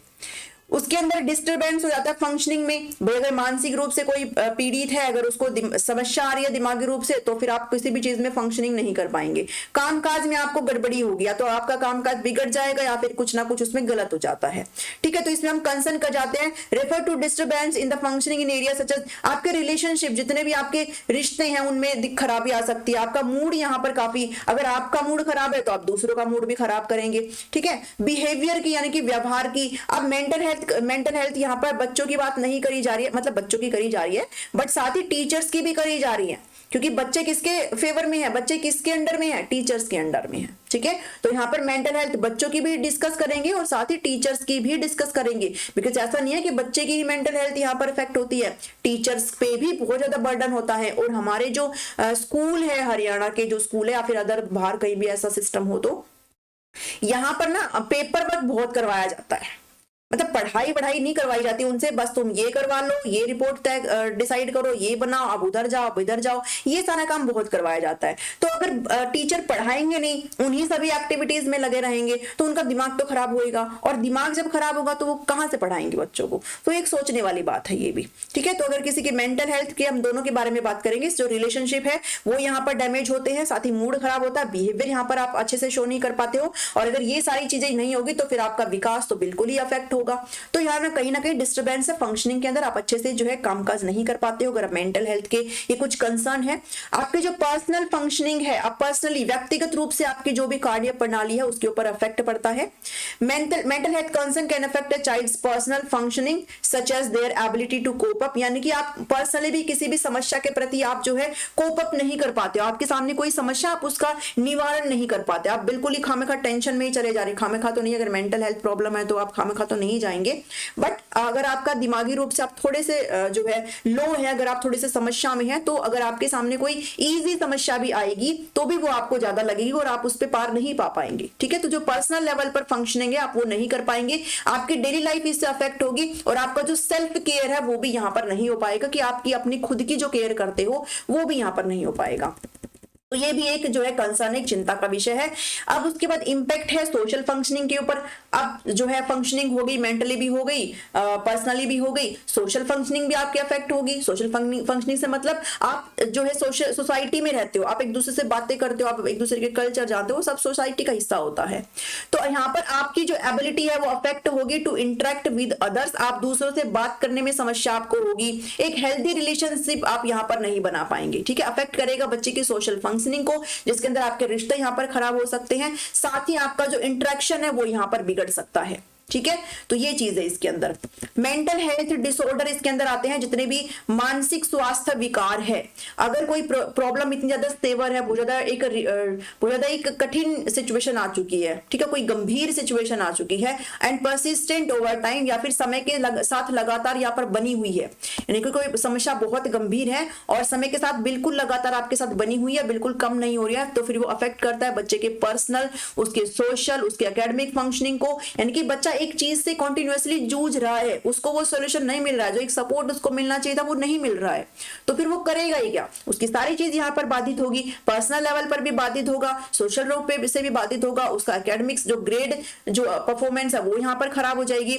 तो child is said to have a mental health disorder, और ऐसे जो बच्चा है वो बिल्कुल ही जो उसका मानसिक जो विकार है बच्चे के अंदर आ जाएगा, मानसिक रूप से वो बच्चा ऐसे में बहुत ज्यादा तनाव ले लेता है, और कई बार ही सुसाइडल थॉट्स भी बच्चे को यहाँ पर आने लग जाते हैं। तो ये एक बहुत बड़ी समस्या है जो आज के टाइम में हमें पढ़नी है, हमें इससे डील करना है, चाहे फिर आप पेरेंट्स हो, चाहे फिर आप टीचर बनने जा रहे हो, तो ये हर किसी को इस चीज को समझने की जरूरत है। उसके बाद कुछ इनिशिएटिव इंडियन गवर्नमेंट की तरफ से लिए गए हैं इस चीज को कोप अप करने के लिए। तो एक मनोदर्पण इनिशिएटिव है, मनोदर्पण पहल है, आप इसको यहाँ पर पढ़ सकते हो। Manodarpan is an initiative by the ministry of education, ministry of education की तरफ से, शिक्षा मंत्रालय की तरफ से दिया गया है ये। Government of India to address the mental health and wellbeing of students, teachers and families during the कोविड-19 पेंडेमिक, यानी कि जब ये पेंडेमिक आया था उस टाइम पे इस इनिशिएटिव को लाया गया था, इस पहल को लाया गया था, बिकॉज इस टाइम में जो स्ट्रेस था वो काफी ज्यादा समस्या में आ गए थे, बच्चे हमेशा घर थे, पेरेंट्स भी बच्चों से बड़े परेशान हो गए थे, और कहीं ना कहीं जो टीचर है वो इसलिए परेशान हो गए थे बच्चों को कैसे पढ़ाएं। तो यहाँ पर मानसिक स्वास्थ्य बच्चों का एड्रेस करने के लिए, साथ ही उनके वेलबींग्स के लिए वो अच्छे से रहें, साथ ही टीचर्स के लिए भी और फैमिलीज के लिए भी, सबके लिए आया था ये इनिशिएटिव, ठीक है। तो इसको इनोग्रेट किया गया था जुलाई 21, 2020 में, ये आपने ध्यान में रखना, मैं भी आपसे पूछ ले। तो मनोदर्पण इनिशिएटिव है जो सबके लिए आया था कोविड-19 के दौरान, इसका जो भारत सरकार के द्वारा शिक्षा मंत्रालय 21 जुलाई 2020 को आया था। इसके कुछ ऑब्जेक्टिव्स थे, ऑब्जेक्टिव्स वैसे तो वही थे जो मैंने आपको ऊपर बताए हैं। प्रोवाइडिंग मेंटल हेल्थ सपोर्ट, एक तरीके से मानसिक स्वास्थ्य का जो सपोर्ट होता है वो प्रोवाइड करना, काउंसलिंग देना स्टूडेंट्स को ताकि वो अपने मेंटल हेल्थ से कोप अप कर पाए, टीचर्स को भी, फैमिलीज को भी अवेयरनेस, जागरूकता उनके अंदर कहीं ना कहीं लाई जाए about mental health and wellness, ताकि बच्चे जो है घर पर रहकर भी चीजों में अच्छी तरीके से डील कर सके, ठीक है। तो जागरूकता पैदा करना इसका मेन क्या था, ऑब्जेक्टिव था। गाइडेंस प्रोवाइड करना to promote mental health wellness among student, time time पे उनको गाइडेंस दी जा रही थी ताकि वो अच्छे से क्या कर सके, अपनी समस्या को डील कर सके, वेलनेस उनके अंदर आ सके स्टूडेंट्स के प्रति। तो सभी के लिए थी ये सारी चीजें जो कि कोविड-19 के दौरान आया था। उसके बाद एक है एडवाइजरी जारी करी गई थी, परामर्श आप इसको बोल सकते हो, एडवाइजरी फॉर साइकोलॉजिकल सपोर्ट, एक तरीके से साइकोसोशल सपोर्ट थी, ठीक है, साइकोसोशल सपोर्ट थी ये। And mental health promotion is a document issued by the ministry of education, शिक्षा मंत्रालय के द्वारा, गवर्नमेंट ऑफ इंडिया के द्वारा। ये एक साइकोसोशल मनोसामाजिक एक सपोर्ट था, और एक जो मानसिक स्वास्थ्य प्रमोशन, ये एक डॉक्यूमेंट था जिसको इशू किया गया था, ठीक है। टू मॉनिटर, क्या करने के लिए, किस ऑब्जेक्टिव के लिए, to monitor and promote mental health issue and concern of student and teacher during the कोविड-19। ये भी आपका कोविड-19 के दौरान ही आया था, टीचर्स के लिए और स्टूडेंट के लिए एक तरीके का डॉक्यूमेंट था, ठीक है। मनोसामाजिक सहायता और मानसिक स्वास्थ्य संवर्धन के लिए एडवाइजरी जारी करी गई थी शिक्षा मंत्रालय भारत सरकार द्वारा, ठीक है, ताकि छात्रों और शिक्षकों के मानसिक स्वास्थ्य के मुद्दे और चिंताओं की निगरानी करने के लिए ये सारी चीजें लाई गई थी।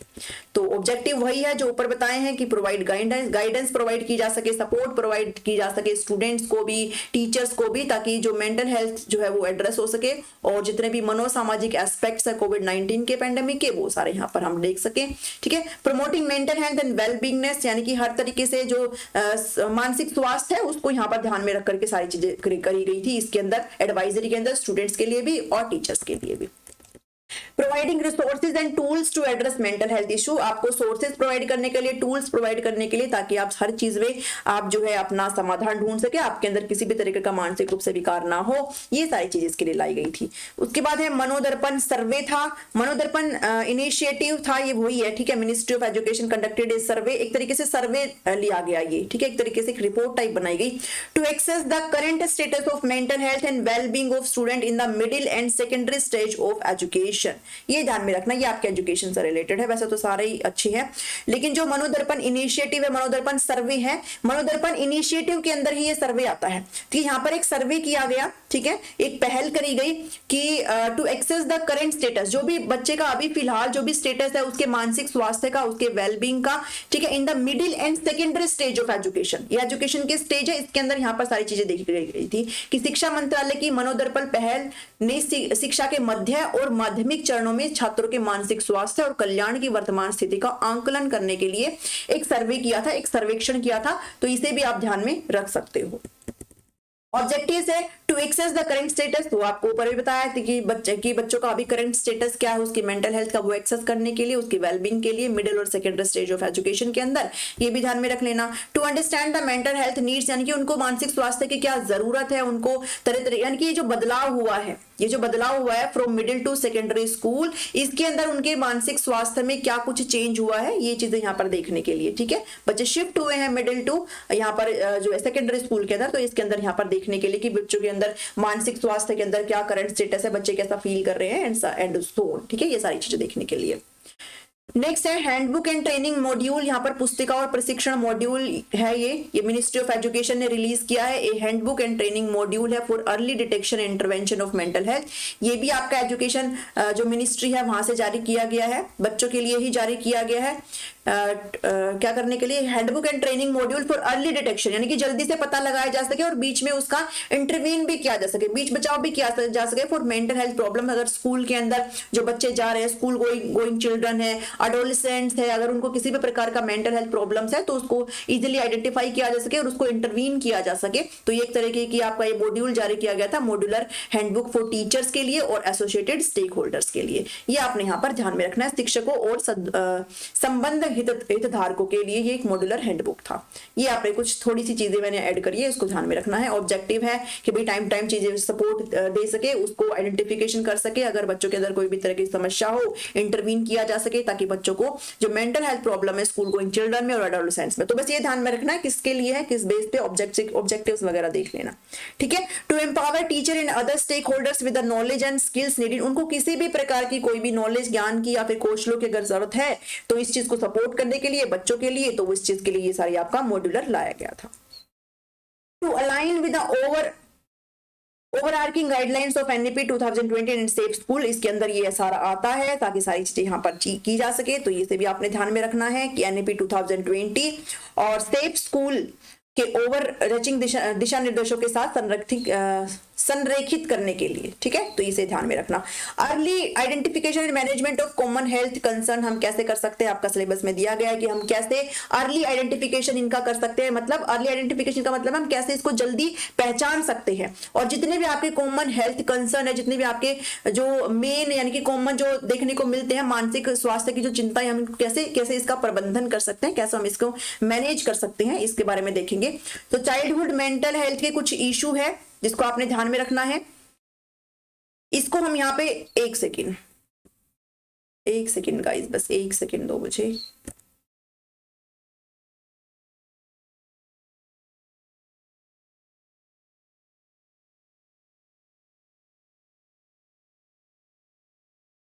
एक सेकेंड बस, अभी करते हैं।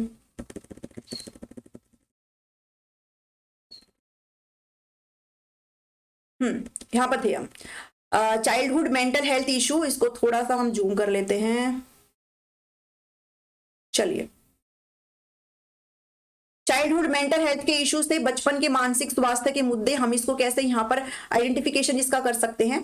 तो अर्ली रिकॉग्निशन अगर हो जाए, भाई अगर किसी को मानसिक स्वास्थ्य में कोई समस्या है तो उसको अर्ली रिकॉग्निशन यहाँ पर अगर हम कर ले तो हम इसकी सारी चीजों को यहाँ पे जो तरह भी सॉल्यूशन हम दे सकते हैं, एक तरीके से टाइमली सपोर्ट हम दे सकते हैं। ठीक है, तो मुद्दे क्या है, early recognition and management of common mental health concerns in children such as anxiety. जितने भी ये इशू आते हैं बच्चे के अंदर, जैसे एंजाइटी आना, चिंता आना, अवसाद का आना, डिप्रेशन का आना, और जितने भी बिहेवियर यानी कि व्यवहार संबंधी डिसऑर्डर है, इनका अर्ली रिकॉग्निशन हो सके और टाइमली बच्चों को क्या मिल सके, सपोर्ट मिल सके। ठीक है, तो ये इस चीज के बारे में है।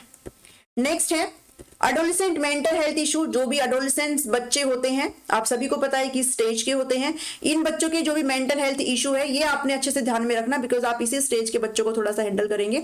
तो अर्ली आइडेंटिफिकेशन इनका हो, management of common mental health, इनका जो भी स्ट्रेस है, इनके मूड डिसऑर्डर यहाँ पर होते रहते हैं। आप सभी को पता है ये जो स्टेज है वो स्ट्रेस एंड स्ट्रोम की स्टेज होती है। यहाँ पर बच्चा बहुत ज्यादा तनाव में रहता है, बहुत ज्यादा चेंज बच्चे के अंदर, हार्मोनल चेंज बच्चे के अंदर होते रहते हैं। तो इस स्टेज के अंदर तो बहुत ज्यादा सपोर्ट की जरूरत होती है। ईटिंग डिसऑर्डर से रिलेटेड, ठीक है, जितने भी ये सारी चीजें हैं इनकी अर्ली आइडेंटिफिकेशन हो सके और इनका मैनेजमेंट हो सके, इनके प्रबंधन यहां पर हो सके, वो सारी चीजें हम यहां पर देखते हैं। नेक्स्ट है इमोशनल एंड बिहेवियरल इमरजेंसी। जितने भी आपकी भावात्मक और व्यवहारिक रूप से आपकी जो आपात स्थिति है उसके बारे में यहाँ पर बात करी गई है।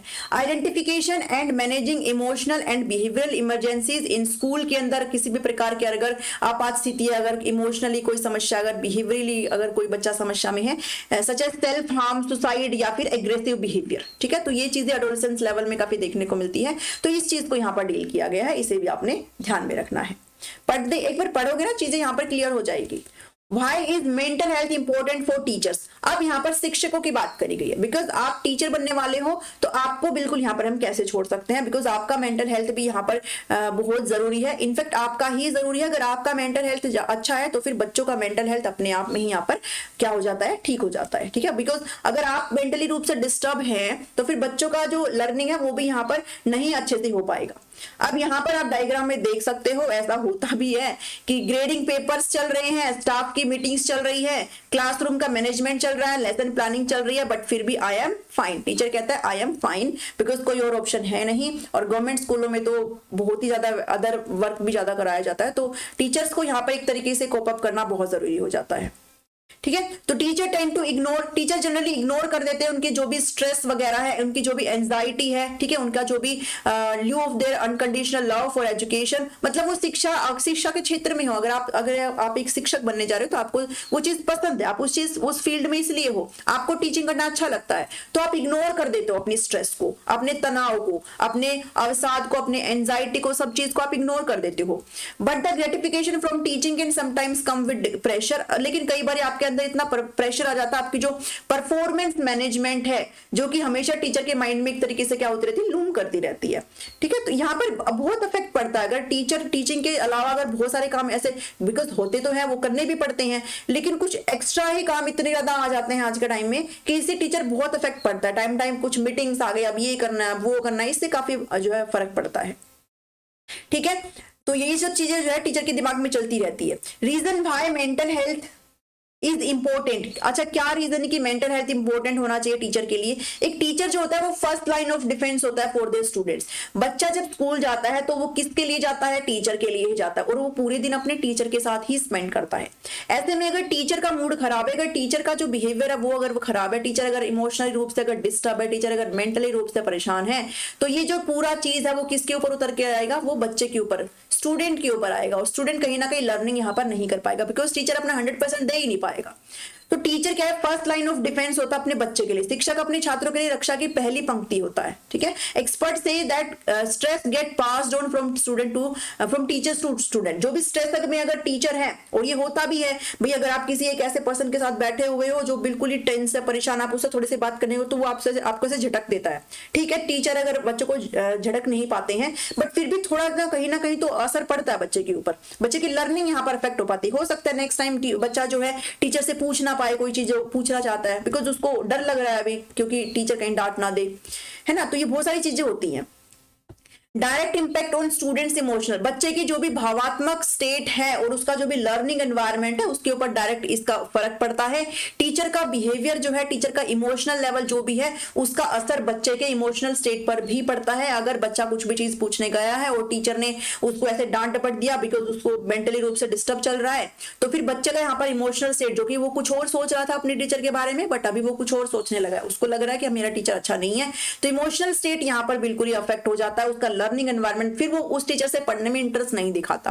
तो अगर पढ़ने में इंटरेस्ट नहीं दिखाएगा तो उसका लर्निंग एनवायरनमेंट यहाँ पर बिगड़ जाएगा।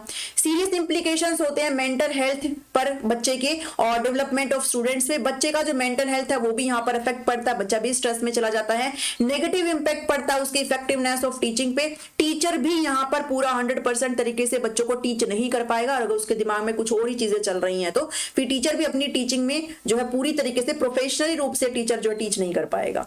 तो इफेक्ट पड़ेगा उसके पर्सनल प्रोफेशनल लाइफ पर भी, असर पड़ेगा किसके, टीचर के, उसकी पर्सनल यानी कि उसकी व्यक्तिगत जिंदगी में भी और उसके व्यवसायिक जीवन में भी यहाँ पर फर्क पड़ेगा। अगर वो गुस्से में कुछ ऐसा काम कर दे स्कूल के अंदर तो उसका प्रोफेशनल भी जो चीजें यहाँ पर डैमेज हो सकती है। साथ ही वो किसी साथी टीचर के साथ बैठा हुआ है और उसको भी थोड़ा वो इधर उधर कर दे तो वो भी पर्सनल रूप से भी जो है टीचर काफी, तो ऑल ओवर कहने का मतलब ये है कि जो मेंटल हेल्थ है वो बच्चे के साथ साथ, स्टूडेंट के साथ साथ जो टीचर है उनके लिए भी बहुत इंपॉर्टेंट चीजें हैं ये।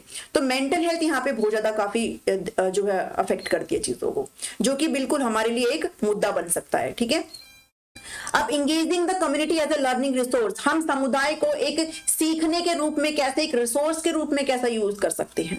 इसको अगर मैं बताऊं तो हम इसको कैसे ले सकते हैं, हम इसको कैसे ले सकते हैं, जितने भी आपके आस पड़ोस में कोई चीजें वगैरह है तो आप जैसे मान लो कोई फैक्ट्री वगैरह है तो आप एक जो है पिकनिक वहां पे प्लान कर सकते हो, वहां पे कुछ चीज बन रही है, आप उनको बच्चों को ले जाकर के दिखा सकते हो, देखो बेटा ये चीजें ऐसे बनती है। तो बच्चे अपने क्लासरूम से बाहर गए हैं, आउटसाइड चीजों से जुड़े हैं, उनको भी वो चीज इंटरेस्टिंग लगेगी, साथ ही उनको वो चीज समझ में भी आएगी।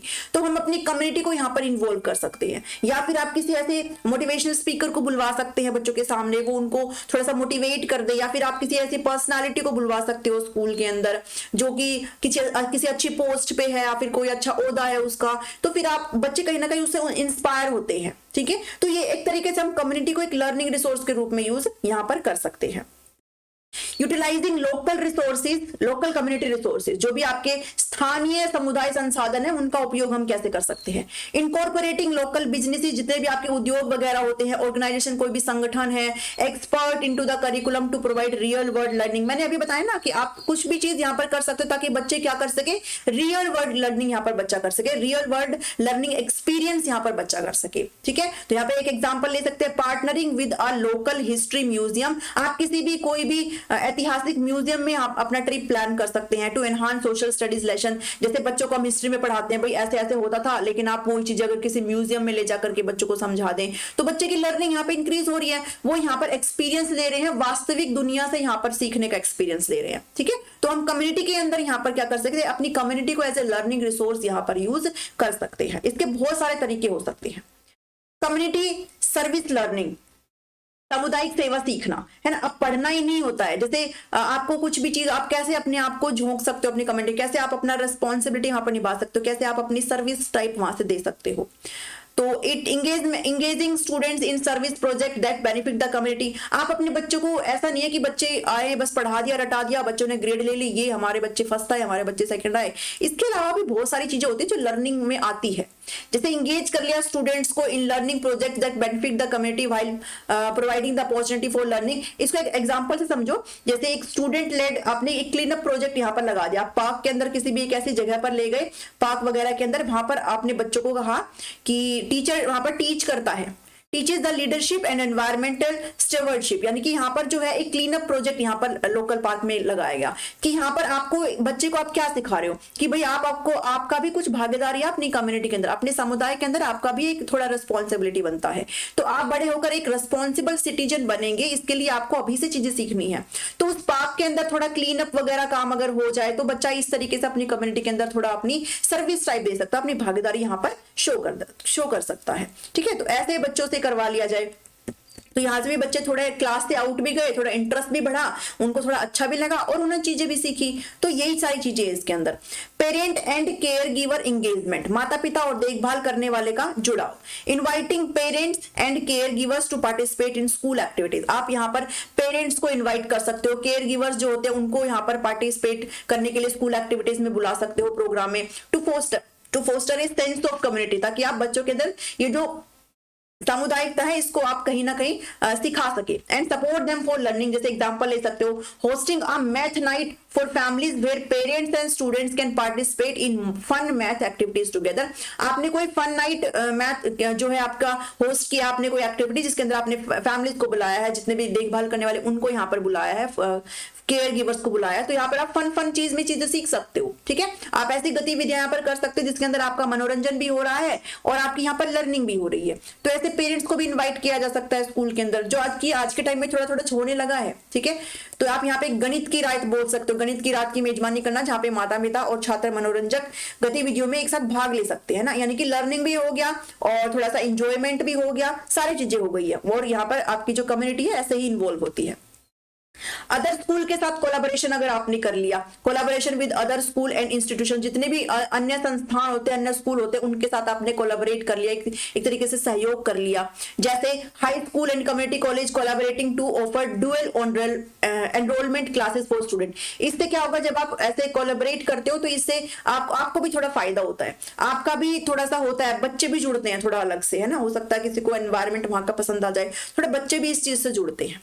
ठीक है, तो forming partnership with other school college and universities to share, आप अपने रिसोर्सेज एक दूसरे के साथ शेयर कर सकते हो सकता है कोई रिसोर्स ऐसा हो, कोई टूल, कुछ ऐसी चीजें होती है जो एक स्कूल के पास ना हो, मान लो उसका इतना बजट नहीं है, तो उसने किसी एक अच्छे हाई फाई स्कूल के साथ अपना कोलैबोरेशन कर लिया, तो जो चीजें यहाँ पर थी वो इस स्कूल ने यूज कर ली, जो यहाँ पर थी वो इस स्कूल, तो रिसोर्सेज यहाँ पर बच्चे यूज कर सकते हैं।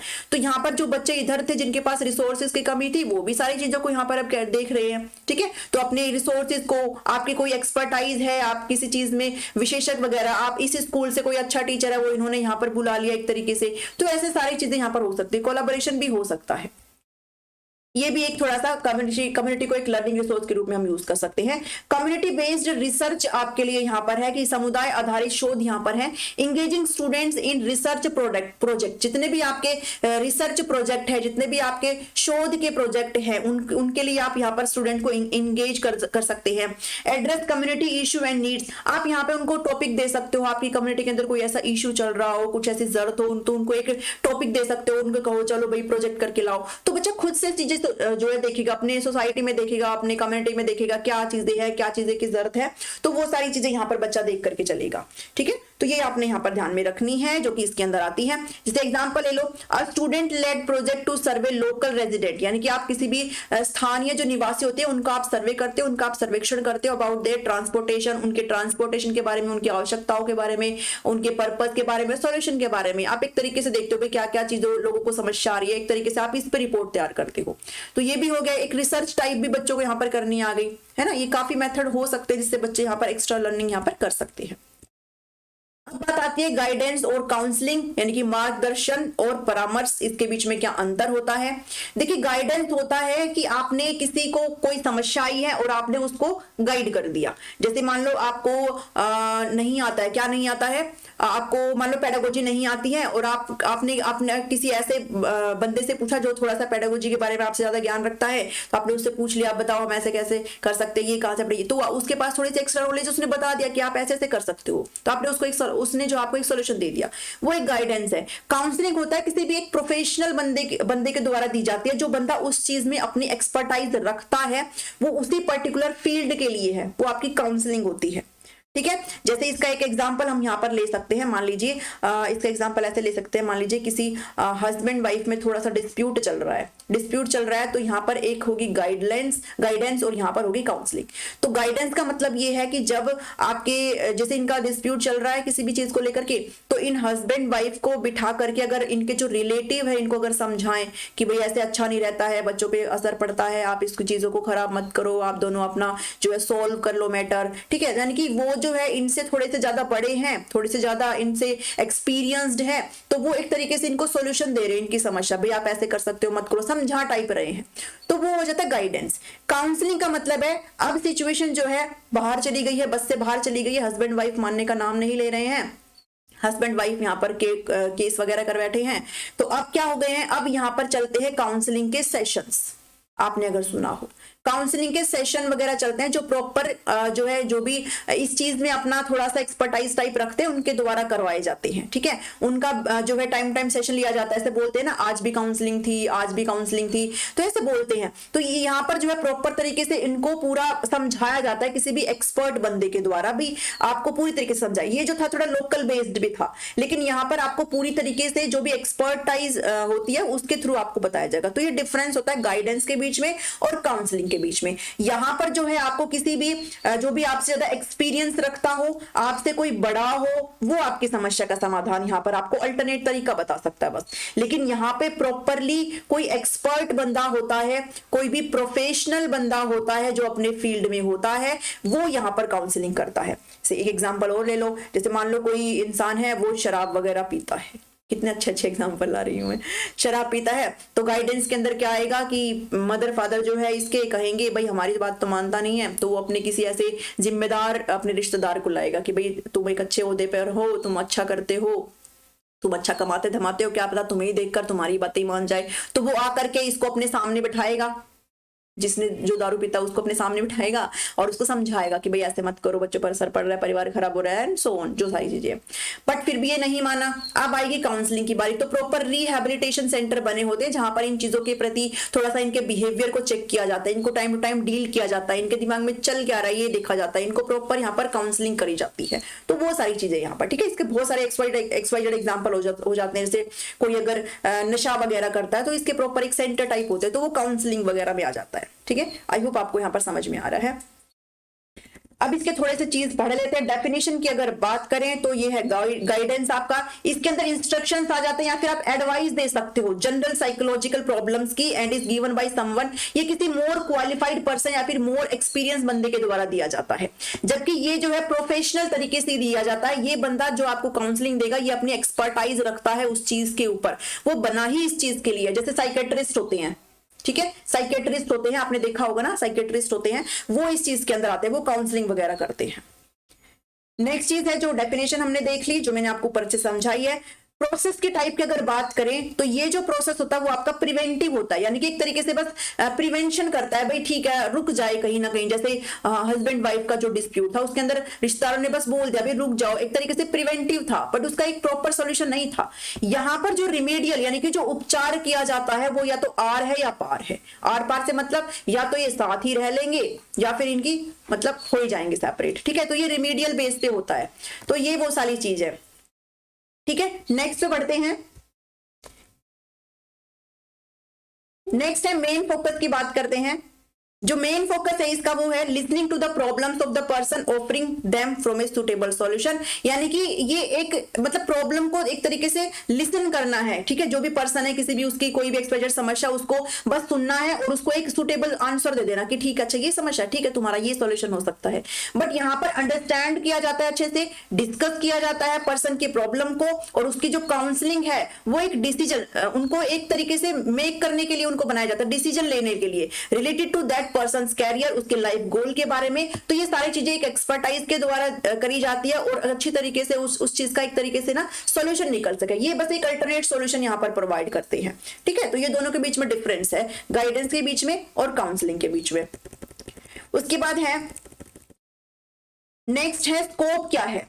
स्टैंडर्ड होते हैं ये in the field of education, ये जो है बिल्कुल स्टैंडर्ड होते हैं एजुकेशन फील्ड में, जबकि ये जो है फोकस करते हैं primarily on psychological and personal assistance के रूप में, ठीक है। पहले तो मुख्य रूप से मनोवैज्ञानिक और व्यक्तिगत सहायता के ध्यान केंद्र पर होते हैं। आपने बस बेसिक सी चीज ये रखनी है कि ये जो होता है आपका जो गाइडेंस होता है, ये आपका पर्टिकुलर कोई प्रॉब्लम है उसका बस एक सॉल्यूशन प्रोवाइड कर देते हैं, एक अल्टरनेट सॉल्यूशन आपको दे सकते हैं।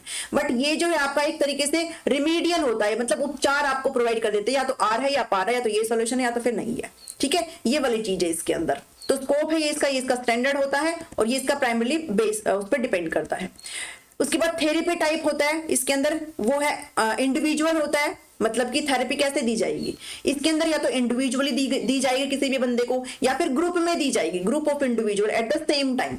जैसे हस्बैंड वाइफ थे, वहां पर आपके काफी सारे रिश्तेदार आ गए, जितने भी आपके रिलेटिव्स थे, ठीक है। अब ऐसा नहीं है दोनों को इकट्ठे बिठा करके दी जाएगी और 4 लोग और आ गए आस पड़ोस से उठ करके, 4 लोग और आ गए, तो सारे या तो इकट्ठे बिठा करके ही देंगे या सबके सामने ही थोड़ी सी बेइज्जती टाइप हो जाएगी, है ना, ऐसे होता है। मतलब या तो इंडिविजुअली होगा, भाई इनको अलग ही बिठा लिया जाए, या फिर अगर ये बिल्कुल नहीं मान रहे हैं तो ये कहेगा अरे तुम आओ, देखो मान ही रहे हैं, फिर ये कहेगा बिल्कुल नहीं मान रहे हैं, मतलब ऐसे होता है। तो ये क्या है कि एक या तो इंडिविजुअल फॉर्म में होगा या फिर आपको एक तरीके से ना ग्रुप में हो जाएगा, बट ये हमेशा 1 by 1 होता है, हमेशा 1 by, एक प्राइवेसी होती है, इधर एक प्राइवेसी होती है, इसके अंदर प्राइवेसी नहीं होती है, इसके अंदर प्राइवेसी नहीं होती है। जैसे बहुत सारे लोग आ गए इधर बनाने के लिए, बट यहाँ पे एक तरीके से प्राइवेसी होती है। ये एक साइकेट्रिस्ट होता है, या फिर आप एग्जांपल के तौर पे हो, ये आपका एक काउंसलर होता है और ये आप होते हो, बस 2 लोग होते हैं। उसके अंदर काउंसलर आपसे क्वेश्चंस करता है, आपकी जो मन की बात है जानने की कोशिश करता है, आपके दिमाग में चल के आ रहा है, आपके बिहेवियर को यहाँ पर समझने की कोशिश करता है, तो ये आपका थोड़ा प्राइवेसी टाइप हो जाता है।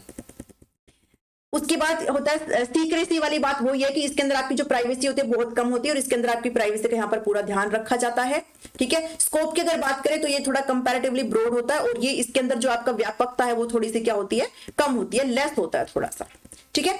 नेक्स्ट पे बढ़ते हैं, अब कुछ क्वेश्चंस पे बात करेंगे, क्रिएटिव कंडीशनिंग लर्निंग एनवायरनमेंट के टॉप 30 क्वेश्चंस को यहाँ पर डील करेंगे। क्वेश्चन नंबर 1 है आपका, डिसलेक्सिया मीन्स, डिसलेक्सिया क्या होता है, मैंने अभी ऊपर आपको बताया डिसलेक्सिया क्या होता था, आपका रीडिंग रिलेटेड डिसऑर्डर था, ठीक है। तो आपका क्या था, रीडिंग रिलेटेड डिसऑर्डर था, तो आपका ऑप्शन नंबर 2 क्या है यहाँ पर सही है। ऐसे ही क्वेश्चंस आपसे पूछे जाएंगे। जो ग्राफिया था वो आपका राइटिंग रिलेटेड था, कैलकुलिया था वो आपका मैथमेटिकल रिलेटेड था, ये भी आपने ध्यान में रखना है, ठीक है। तो इसका आंसर आपका ऑप्शन नंबर 2 हो जाता है।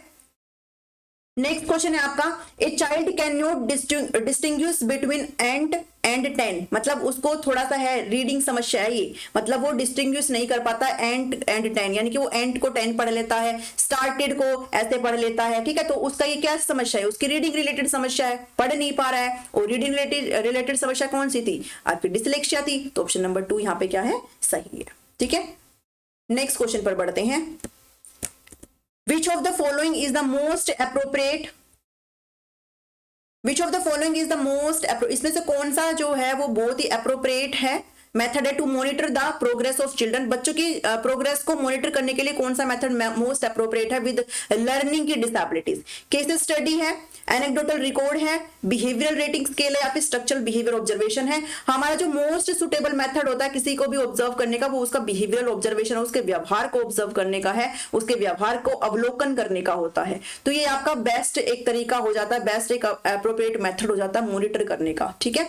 केस स्टडी में हम लोग किसी भी पर्टिकुलर इंसान के बारे में सारी चीजें खंगालने की कोशिश करते हैं, उसकी एक्सवाइजेड चीजें, सारी चीजों को पता करने की कोशिश करते हैं।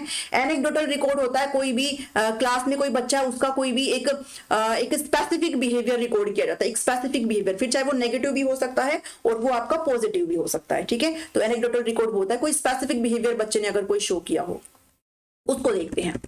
क्वेश्चन नंबर 4 है, which of the following in example of specific learning disability, कोई एक विशिष्ट सीखने संबंधी जो डिसेबिलिटी है उसका कौन सा एग्जांपल है, specific learning disability. Mental retardation है, डिसलेक्सिया है, एडीएचडी है, या फिर ऑटिज्म स्पेक्ट्रम। तो आपकी जो लर्निंग की डिसेबिलिटी है वो आपकी डिसलेक्सिया हो जाती है, ठीक है। ये सारी अदर होती है, तो जो लर्निंग वाली है वो आपकी डिसलेक्सिया है, डिस्ग्राफिया है, डिस्कैल्कुलिया है, डिस्फेजिया है, ये सारी इसके अंदर आ जाती है।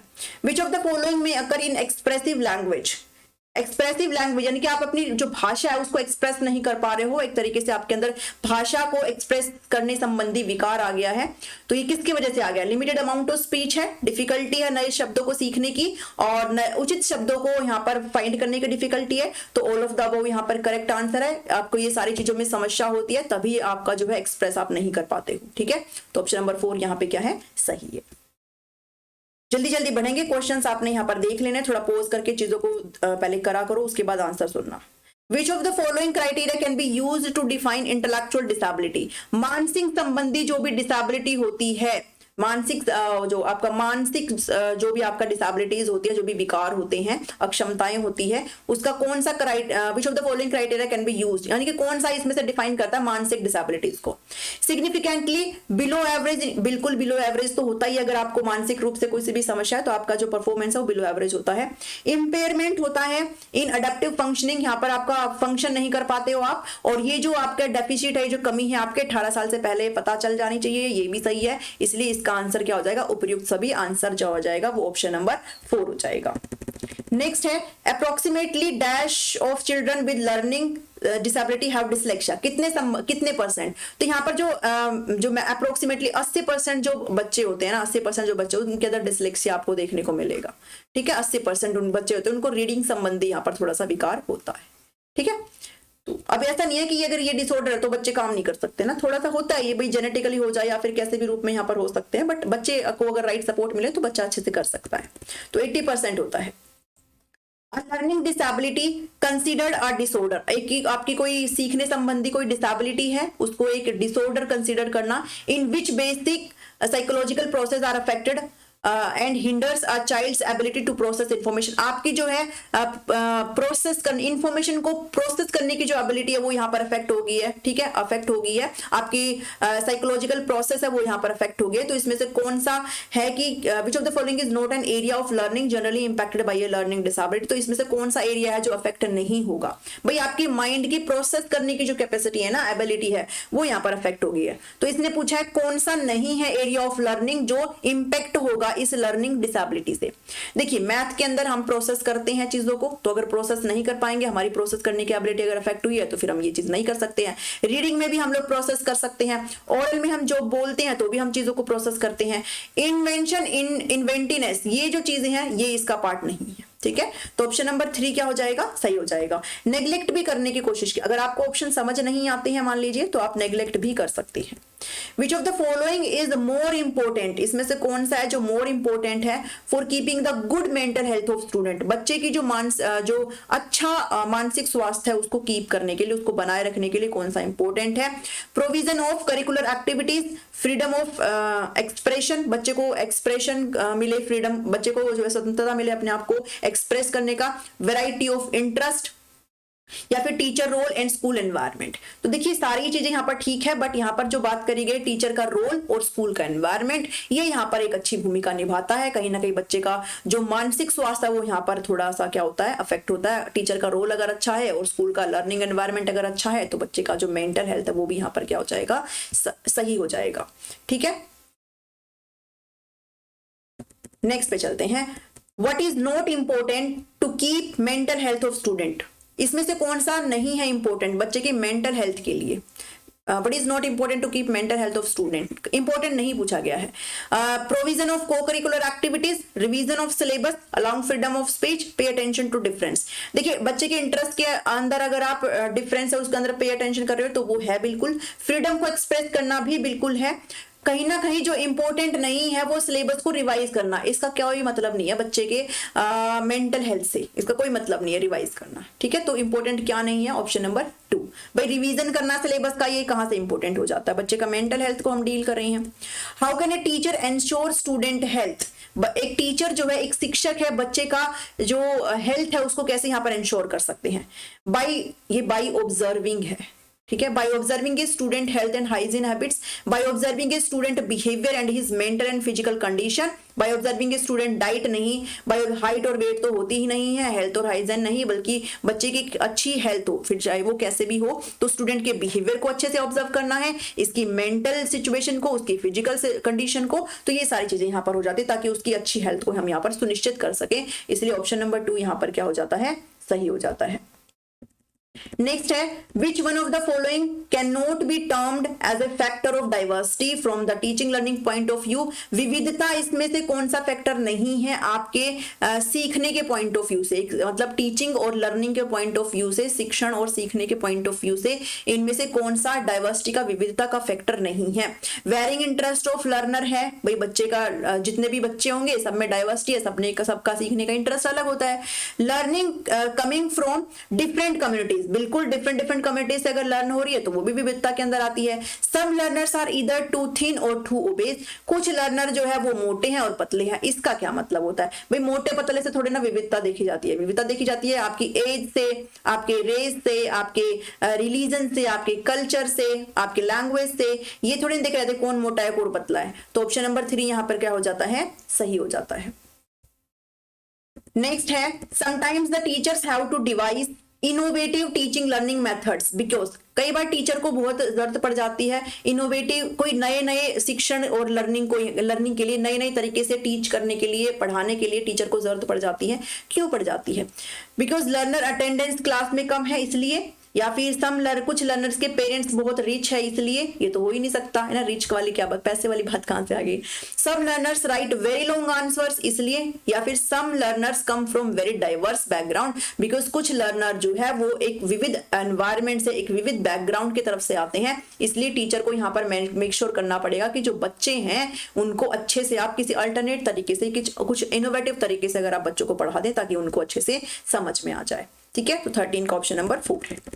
The United nation convention on the right of person with disability was held on, ये कब हुआ था? Person with disability was held on, तो ये 2006 में हुआ था। फैक्ट बेस है, जल्दी से फटाफट बढ़ जाते हैं। नेक्स्ट है the ability to use past experience, हम जो है अपने प्रायर एक्सपीरियंस का, प्रायर जो अनुभव है हमारा, पिछला जो अनुभव है उसका इस्तेमाल हम करते हैं क्रिएटिवली, सृजनात्मक रूप से, to solve a novel problem. एक नई समस्या आई है और हम इसका इस्तेमाल अपने पूर्व अनुभव के बेस पे करते हैं। तो ये क्या आता है? ये आपका किस में आता है? ये आपका एक्सपीरियंशियल इंटेलिजेंस के अंदर आता है। स्पेलिंग गलत हो गई है, एक्सपीरियंशियल इंटेलिजेंस के अंदर आता है। ठीक है, तो आपका ऑप्शन नंबर 3 सही हो जाता है। नेक्स्ट पे बढ़ते हैं। National mental health policy of the India was launched in the year, ये कब लॉन्च हुई थी? नेशनल राष्ट्रीय मानसिक स्वास्थ्य पॉलिसी जो है भारत में, वो कब लॉन्च की गई थी? ये आपकी 2014 में की गई थी। बिल्कुल फैक्ट बेस्ड है, ये भी ध्यान में रख लीजिएगा, मे भी आपसे पूछ ले। Which indiscipline act of learner can be least control, बच्चे का कौन सा एक अनुशासनहीन व्यवहार है? इनडिसिप्लिन को यही बोलते हैं ना, अनुशासित व्यवहार। हाँ, एक कोई मतलब एक ऐसा ओबीडियंट बिहेवियर नहीं है, तो वो थोड़ा सा इनडिसिप्लिन है, अच्छा डिसिप्लिन नहीं है उसका। तो ऐसे बिहेवियर को, एक लर्नर का ऐसा बिहेवियर है जिसका व्यवहार जो अच्छा नहीं है, उसका जो अनुशासन है वो अच्छा नहीं है, उसको लीस्ट कंट्रोल कर सकते हैं टीचर, मतलब उसको टीचर के हाथ में नहीं है उसको। तो कौन सा इसमें से? टीजिंग को कर सकते हैं, टीजिंग बिल्कुल, अगर कोई बच्चा एक दूसरे को छेड़ रहा है, कुछ भी टीज कर रहा है तो उसको कर सकता है टीचर, बिल्कुल कर सकता है। लर्नर्स के बीच में अगर किसी भी प्रकार का स्कफल है, कोई लड़ाई झगड़ा, इसको भी हम सोल्व कर सकते हैं। डिसोबीडियंस, अगर टीचर को किसी भी प्रकार का डिसोबीडियंस अगर कोई स्टूडेंट कर रहा है, बात नहीं मान रहा है, किसी भी प्रकार की अगर अवज्ञा कर रहा है, तो वहां पर भी टीचर उसको डांट डपट सकता है। लेकिन जो नहीं है टीचर के हाथ में वो है साइबर बुली। ठीक है, वो नहीं है, क्योंकि ये आपका टेक्नोलॉजी का जमाना है, कोई भी कुछ भी यहाँ पर टाइप कर सकता है।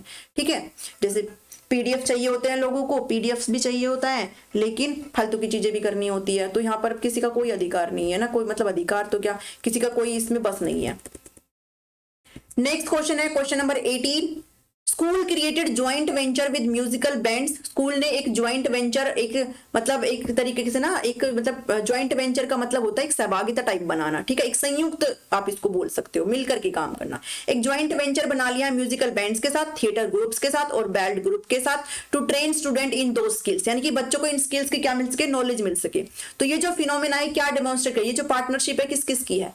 स्कूल और इंडस्ट्री की, इंडस्ट्री की तो बात ही नहीं है, स्पोर्ट्स की भी नहीं हो रही है। तो ये कल्चर ऑर्गेनाइजेशन है। ठीक है, स्कूल एंड कल्चरल ऑर्गेनाइजेशन। ठीक है, विद्यालय और सांस्कृतिक संगठन। ऑप्शन नंबर 3 यहाँ पर क्या है? सही है। नेबरिंग स्कूल भी नहीं है, बल्कि कल्चर, आप सारी चीजें यहाँ पर सीख रहे हो तो कल्चरल ऑर्गेनाइजेशन यहाँ पर आ जाता है। Refer to establishing sustainable dash refer to establishing sustainable relationship with the local community, के साथ हम एक रिलेशनशिप बनाते हैं। To improve student learning and wellbeing and assist student in understanding their role in the broader community, और बच्चों के साथ बच्चों को हम एक तरीके से सिखाते हैं उनकी समुदाय के प्रति उनकी क्या भूमिका हो सकती है, वो उनकी क्या रिस्पॉन्सिबिलिटी होती है इस तरीके से। तो हम इसमें किसमें करते हैं? हम करते हैं किसके अंदर? कम्युनिटी इंगेजमेंट के अंदर। ठीक है, हम कम्युनिटी के अंदर बच्चों को इंगेज करवा रहे हैं तो बच्चे को अपने आप ही अपनी भूमिका यहाँ पर पता चल जाती है कि वो इस कम्युनिटी में है, अगर वो यहाँ रह रहे हैं तो उनका भी कुछ ना कुछ क्या है, रिस्पॉन्सिबिलिटी है। ठीक है, तो ये कम्युनिटी इंगेजमेंट यहां पर आ जाएगा।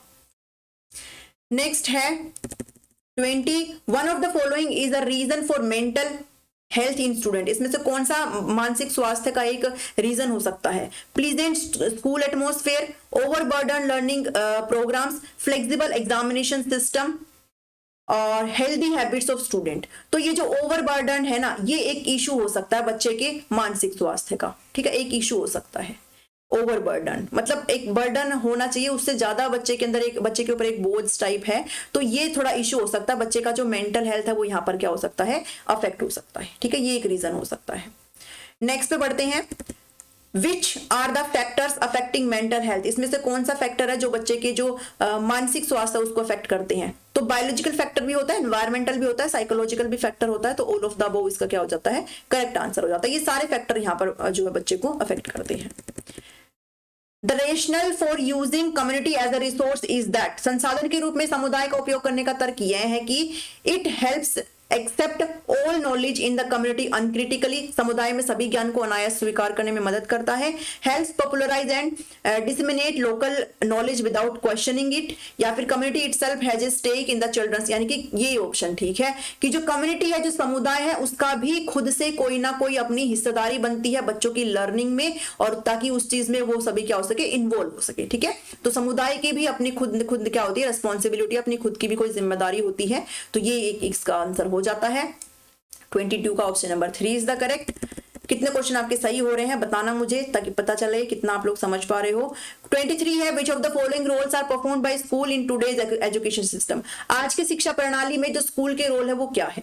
स्कूल बच्चों को क्या, पीपल को प्रिपेयर करो ऑक्यूपेशन के लिए, बिल्कुल प्रिपेयर करते हैं, मोरालिटी भी सिखाते हैं, मोरल अथॉरिटी का भी काम करते हैं। स्कूल जो होते हैं सबसर्वेंट होते हैं to the community, dominant classes नहीं, स्कूल बिल्कुल भी किसी तरीके से अधीन नहीं होते हैं। तो 1 और 2 यहाँ पर क्या हो जाता है, सही हो जाता है, सिर्फ 1 और 2 पॉइंट यहाँ पर करेक्ट है, 3, 1 जो है वो गलत है। Which of the following can be a way for involving community, कौन सा इसमें से एक वे हो सकता है अपनी जो समुदाय है उसको इन्वॉल्व करने का? Monitoring the attendance by community representative, या फिर teaching vocational skills to student with support from the community, कौन सा हो सकता है?